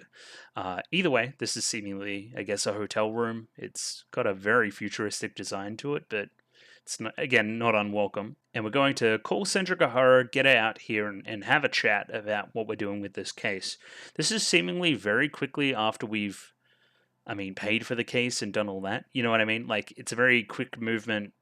Despite there being 74 days, we've gone from off the plane to talking to blah, blah, blah, all in one night, essentially. But either way, Kaiki's essentially just calling her to make sure that she knows the information that he knows now, which is that it's going to be seemingly very easy to fool on Ononoki. I was going to say Ononoki. Nadeko. Again, just an absolute delight from a VA-wise. Just this little from Senjo was magnificent. And yeah, Kaiki's doing the bulk share of the voice acting here and is killing it. He is very compelling on screen. And again, we're continuing to do our little mind games. I'll do as you say, I'm your dog, blah, blah, blah, blah. This whole power dynamic thing they have going on. It's seemingly Senjo is intrinsically aware of how desperate she is. You know what I mean? It's a very self-aware thing to say something like this, you know? Because obviously she doesn't mean it. It's like tongue-in-cheek, but it's also kind of true. Anyway, it's cool. It's good writing. How does it feel to have your way with a high school student? Well, at least it's not a bad thing to watch a spoiled brat knowing her place and obediently hanging her head down. And then one step too far for Symphogear. Great. Small little scene. How long was that actually? Barely a minute. And a lot gone across, a lot of character in a scene that is essentially just setting up the next one, which is when they meet. I don't know if it's something about me today, but Symphogear in the beanie and the scarf got me feeling some type of way. I don't know why. She's like adorable this arc. What happened? She didn't used to be like this, I swear. And we get an absolute Chad stance out of Kaiki as a result as well. I like how they're each showing up in disguises again, right? It's mirroring the scene from the first episode. He's wearing his disguise as a decent man, and she's wearing her disguise literally to not be recognized by people that may know her, and then spread rumors, and then Araragi might hear and then get some ideas. And the idea of wearing the uniform as a means to keep it like business-like, as official, and not as a secret rendezvous between two people late at night. I'm asserting that I'm only seeing you from a business perspective. Of course you are, very much so. It's merely transactional. That's why you cried at the end. She's adorable. What happened? Yeah, what happened here? She never used to be this cute. I'm really racking my brain here. What's different here? It's got to be the hair, right? It's got to be the hair. I don't know. Anyway, continuing. Random tangent. So I completely missed this joke in the moment. So do you know of any family restaurants around here? Or isn't it, the responsibility of the host to reserve a place for a lady? And it's like, well, I'm very uncouth and very uncultured and that kind of thing. And normally I would do something like that, but it's not something I need to do right now. Again, just snappy, nice, just burn after burn after burn. It's like she's met her match in a way, right? And of course, the connections between Kaiki and Araragi are not lost on me. They are quite similar in a lot of ways, but different in others as well. So they end up rendezvousing at Mr. Donut, which is starting to be one of my favorite locations. Seemingly we've moved out of the Arizonan desert, and somehow we're in, like, waterfall land? Again, like, space doesn't make sense. It's not meant to. The idea of water in this arc is quite interesting as well, because they were underwater in that one scene last episode too. I don't really know. I don't know how to extrapolate upon that, but it's just an interesting location for it. Like rainforest-esque, right? But still snow. Weird one. Now, this is another element to the scene that'll come back later. It's the kind of haggling about who should pay, who should order what, who should be indebted to who, and that kind of thing. And I don't think it's a mistake that when Senjo kind of starts to break down a little bit, she grabs part of his donut and starts eating it. He is now treating her. That's kind of my interpretation there. And then walks away with her bag and then comes back crying, right? I still don't trust you, but I'm still very thankful. I don't know. I really don't know. It's quite a clever scene. I'll need to reread it here to make like some real takes on it and get some evidence. But I'm not quite sure I get it entirely. The kind of emotional switch comes out of nowhere. There's a pattern going on with our Kaiki Senjugahara scenes a little bit, where it'll be kind of back and forth, like swords clashing, and then Senju will be the one to pull away, right? Kaiki will just keep going forever. He's like the biggest bullshit artist alive, right? Of course, he's going to keep going with these petty arguments, trying to get a one up on Senjugahara, and Senjugahara just has to quit out sometimes. And I think this emotional outburst at the end is a little bit of a logical extreme of that. That's how I'm reading it anyway. So this is what I mean, right? Swords clashing. Senjugahara's like, you don't need to treat me to anything, and then Kaiki's like, I've already treated you to all this stuff, and then who has the like financial upper hand here, and who's treating who, and is he going to, guilt Senjugahara into paying for his stuff because he's cheap? There's a lot at play here. So initially with this scene, I was like, Araragi wouldn't do that, but then of course Araragi would do that.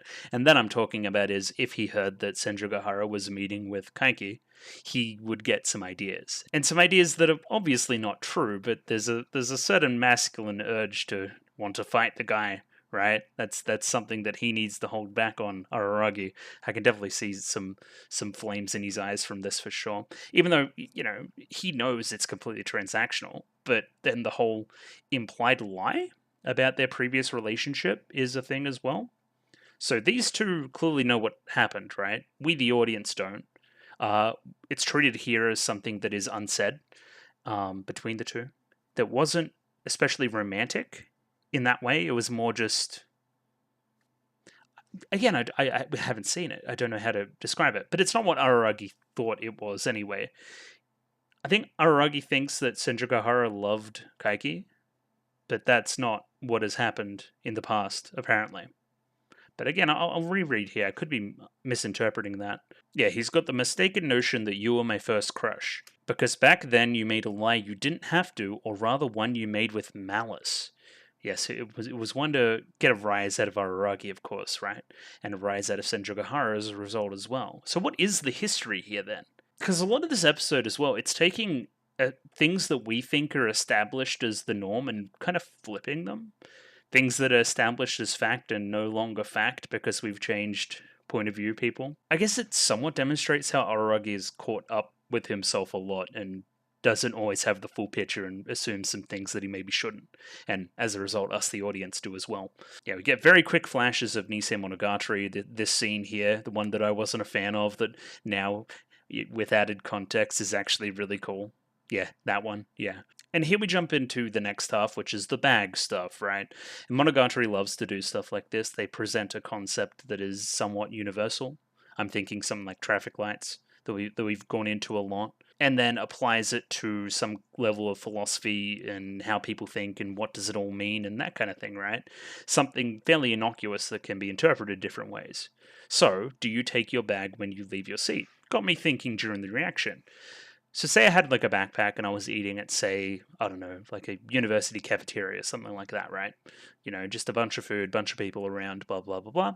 I probably wouldn't leave my bag at my seat unless I had somebody that I really trusted with me. And then even then I'd probably say, can you keep an eye on my bag while I go order something? And then I would go get my food, come back, and the bag would be fine, right? If I didn't have that person there, I would probably take it with me. I don't really trust the general public like that. There is. Why would you take the risk? I guess is my interpretation there. I do agree that if you're at somebody's house and you do that, that is insulting. There's no general public around. There's no.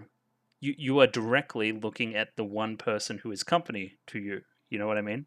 You are not trusting them to be in the presence of your stuff and not steal your money for 2 seconds, essentially, which is very insulting and something that I would never do.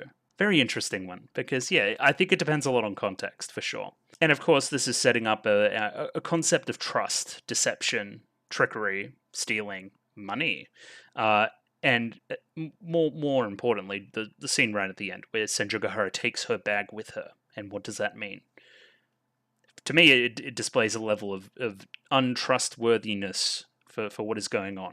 But But again, I'm open to interpretations there. Yeah, she even says it here. She's like, "What with you? Never. I would always take my bag. You're stingy as." Yeah, Kaiki asks, "Hey Senjo, would you do that when you were over at Araragi's place?" No, that would be unfathomably rude. Not even I would do something that rude. We're contrasting that with Sengoku, essentially, right?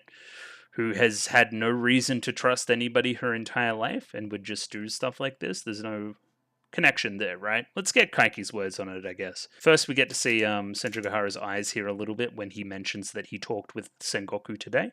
Like serious excitement and joy, right? It's really endearing. It really, really is. Because she wouldn't be doing this if it wasn't for Araragi. She wouldn't do this for herself. She doesn't value her own life that much. It was only to extend the life of her loved one. That's nice. I actually really enjoy that. It's just, kind of adorable. It really is. Yeah, no level of trust during the 13 or 14 years of her life. That's what I thought. But she's seemingly very trusting with you immediately, in contrast. Also, an implication here that she trusted Araragi, or maybe didn't trust Araragi as much as we thought. Again, a lot of this is spurred on from the evidence of what she saw that one day, where she's like, oh, Araragi's with his loved one, and now I'm distraught, and now I'm going to resort to, like, several stages of mania to make this all happen, right? Sengoku Nadeko was in an environment that induces sympathy. Now, this is true, right? A lot of the Otori Monogatari is about cuteness and feeling sorry for a person rather than actual affection, protection, being a victim, somebody that is protected from things rather than has any agency in what they're doing. And so, yes, I definitely agree with this line, right? And yeah, because of this, because of all the evidence we have, one that she isn't trusting and that she induces some level of sympathy, you can rest assured that she won't be killing you two. She is very trickable. And yeah, the excitement here in Senjugahara's eyes as well. It's just a real highlight of the scene, I think. She's trying very, very hard not to show the emotions like this to Kaiki until the very end when it is all let out. Okay, the basis for the argument here is basically that we're overlooking a lot of her character flaws, her airhead tendencies, because she's cute, right? She induces sympathy. So instead of calling her out on being, you're stupid, it's more like, oh, you're stupid because of circumstances and we need to protect you because of that, right? When in reality, she's probably just a little bit stupid. And in a show of very, very, very smart characters in Monogatari, she does stick out like a bit of a sore thumb. And I want to talk about the framing here. A lot of it is, and even in the next scene with Guy Nezuko, a lot of it is, you will probably succeed, Kaiki, but on the chance you don't, you can't do this, right? Any random person on the street would have a pretty good chance at this. Kaiki more so because of his experience in the field. So why are we so worried? I guess it's going to throw off the balance. She has the power to essentially destroy the town if she wants to. Put it this way: you've got a beaker or like a one of them science thingies full of a little like acid or something. Something that would be really bad if it fell onto you, or onto the floor, or onto somebody else, right? And all you need to do is walk that acid from here to the other side of the room, right? Normally, you'd be fine, right? That's all well and good.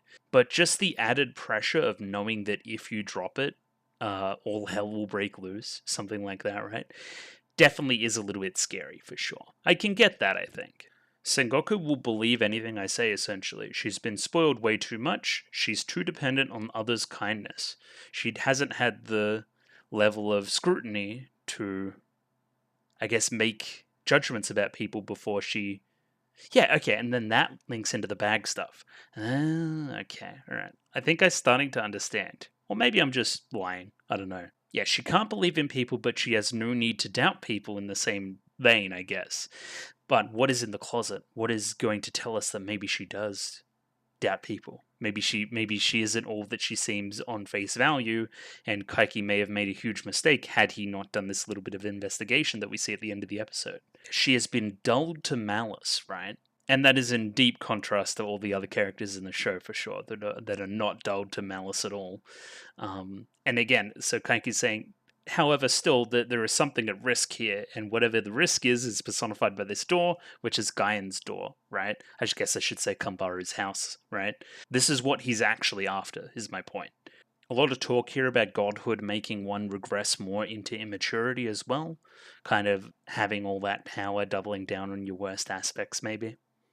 And maybe this in itself is also the bearing of a god, the what should happen. She's almost there, is Kaiki's point here.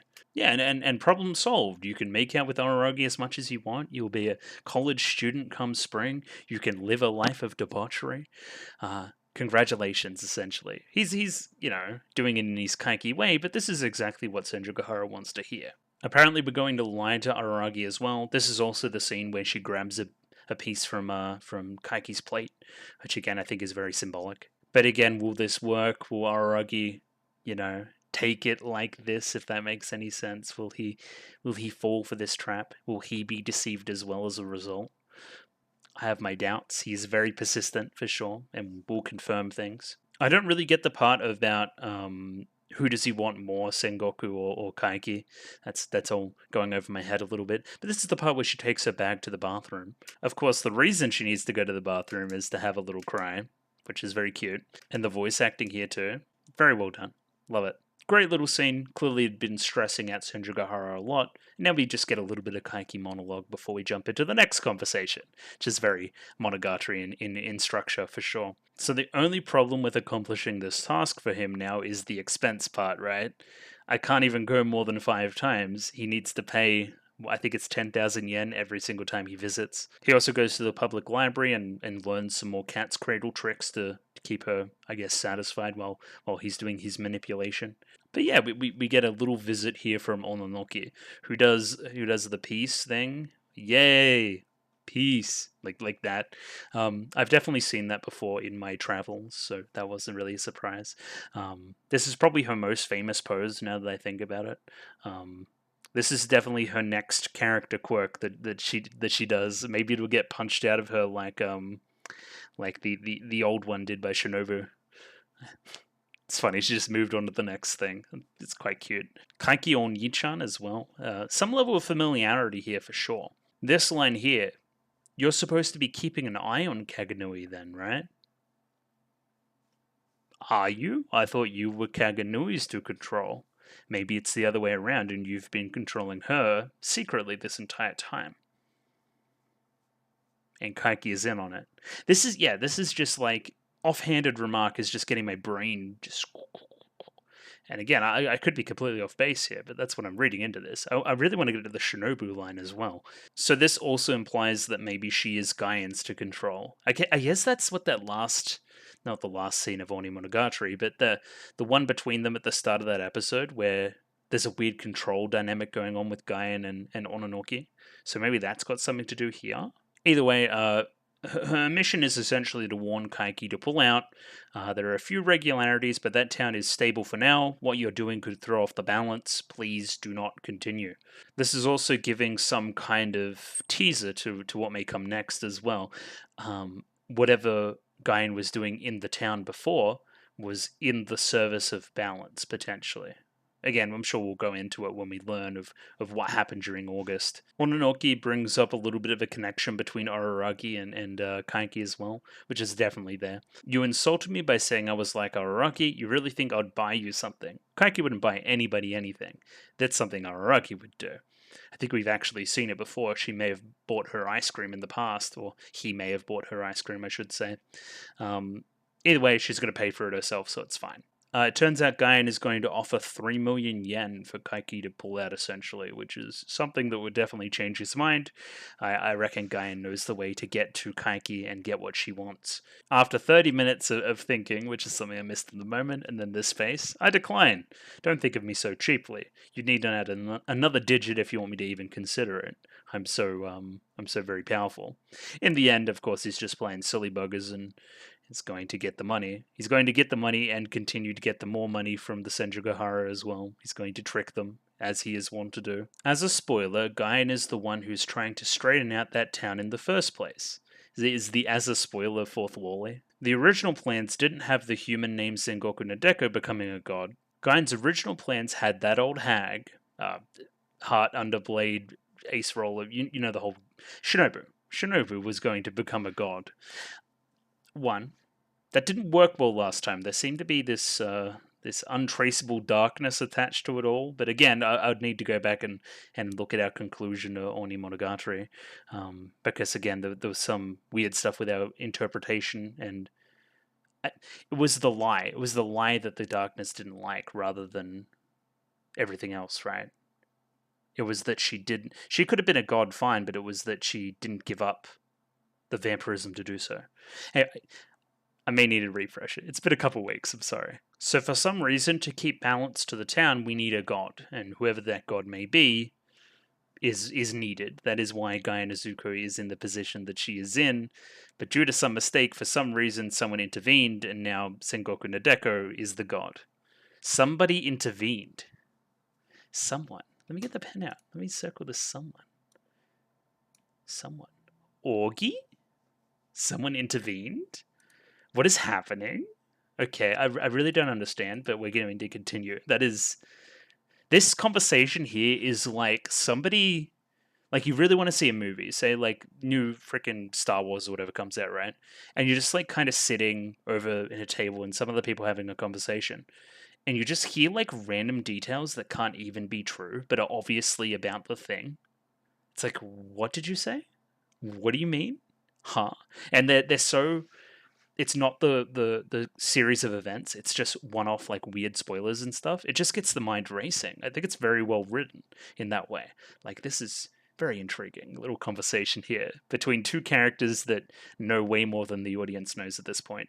I also want to shout out Yi A as well. I thought that was quite good. Also, the threatening of cutting off the relationship between Kaiki and Gaia Nezuko is used here, which makes Kaiki think about it for a moment. Again, we're using the symbolism of, I guess, this place in Kyoto, whatever this his happy place is, where he thinks he's balancing up the sad look of Senjogahara last night with 3 million yen plus whatever relationships / desires he has with Gaia Nezuko, and this one wins. But also, I'm going to do this one anyway. He's trying to have his cake and eat it too, which is classic Kaiki. Great little transition here too. All right, I'll pull out. 2 seconds later, of course I had no intention of pulling out. Great. Across 2 chapters too. I imagine there would be like a page break there, chapter. Of course I had no intention of actually doing this. That'd be great. So it seemingly Kaiki is already aware that Gaien Senpai would know what he's doing here and is just taking that in his stride. He's not trying to pull a fast one on her because he knows that it's in vain, I guess. Okay, interesting one to follow. So yeah, he goes and talks with Nadeko again. This confirms some things here, I think. Maybe I did 100 prayers once, maybe I didn't. You very clearly did in the past. It's something you should remember. It was intrinsically linked to who you are now. But maybe you don't remember that. Maybe you don't perceive that as important now. Maybe it is easier to trick you than I thought. There's also a setup here about Kaiki's wish and granting it, because that is her duty as a god. Great shot here as she kind of gets her cat's cradle out, which is actually just another snake. This girl is not only stupid, but she's also insane. And I was talking to the end of Otori Monogatari, the very last kind of post-credit scene, where she's clearly delusional and insane and everything else, right? With her imagination of how that day in graduation will go. So again, maybe Kaiki isn't that far off track with his reading of who Sengoku actually is. Again, it's hard. We've seen into the mind of her during Otori, but this isn't her anymore. You know what I mean? She's transitioned to another being, and that comes with a whole other can of worms and that kind of thing as well. It felt like somebody was shadowing him from the mountain, somebody that may or may not be one of Gaien's henchmen, or 2, a middle school student looking for some kind of revenge. As a result, he didn't do what a normal person would do. He kind of took a cab to another town, which could have been the same town in the beginning. But anyway, normally he would go back to his hotel room, something that this person had probably staked out. I didn't do that. I walked straight back to the town from where I came, kind of throwing off this person potentially, and going back to Sengoku's house. So the manner in which Sengoku Nadeko had been broken is what he's looking for here. That is what he is going to find in the closet, potentially. So his plan involves calling the parents, saying, hey, I need to talk to you about something in person. Can you come to this location? When they leave, breaking into the house and seeing the contents of whatever's in the closet. And it's quite easy to break into the house. He does it with ease. Again, very spy movie. Finally finds what he's looking for, and we, the audience, as of episode 3, don't get to see what it is. I wonder if we do see it next episode. I wonder what it is. I wonder what kind of revelation it holds. Maybe it's fucking nothing. Maybe there's potential for it to be that as well. But either way, that's the end of the episode for today. So all in all, what did I think about that episode? Again, 2 thumbs up. Really, really enjoyable. I get the feeling I'm going to be saying that for a lot of Monogatari episodes going forward. It firmly has me hooked, for sure. I want to see what the ending is, how this situation is going to unfold here, what it all means. What kind of end point are we getting to here? Are the characters going to live? Are they going to die? What is Gaia Nezuko trying to do? How is she trying to do it? There's little teasers about what maybe happened in the past. What is it all going to mean? I don't know. I really don't. But yeah, got me on tender hooks for sure. Yeah, just funny episode as well. Really, really funny episode. I think that should not go understated. Senjugahara is cute. What are the important points? Ononoki is weird. Nadeko is dumb. Anyway, I'm sure everything in totality will make sense, but if I'm missing anything too major from my limited viewings here, then maybe just let me know. But anyway, should be 2 again next week if I get my shit into gear. Again, I'm on a new roster at the moment, so we're going to see where we can fit this kind of stuff in. I'm also recording now with my roommate in the house, so I've got to be mindful of that as well. Maybe why my reactions haven't been as boisterous as they have been in the past, potentially. But we'll see. Either way, just show stuff before I leave. If you like the video, consider liking the video. If you like the video and you want to see more, consider subscribing to the channel. Comment below anything you thought about the episode, anything I can do to improve my presentation, comment below. I'm doing follow for follow on Twitter, so follow me on Twitter if you'd like me to follow you back. And the Discord, join the Discord, love the Discord. Poll in the Discord soon for a replacement as well, so be tuned in for that. Yeah, thank you very much for watching this week. I'll see you next week for more Koimonogatari. Radio. Catch you guys later.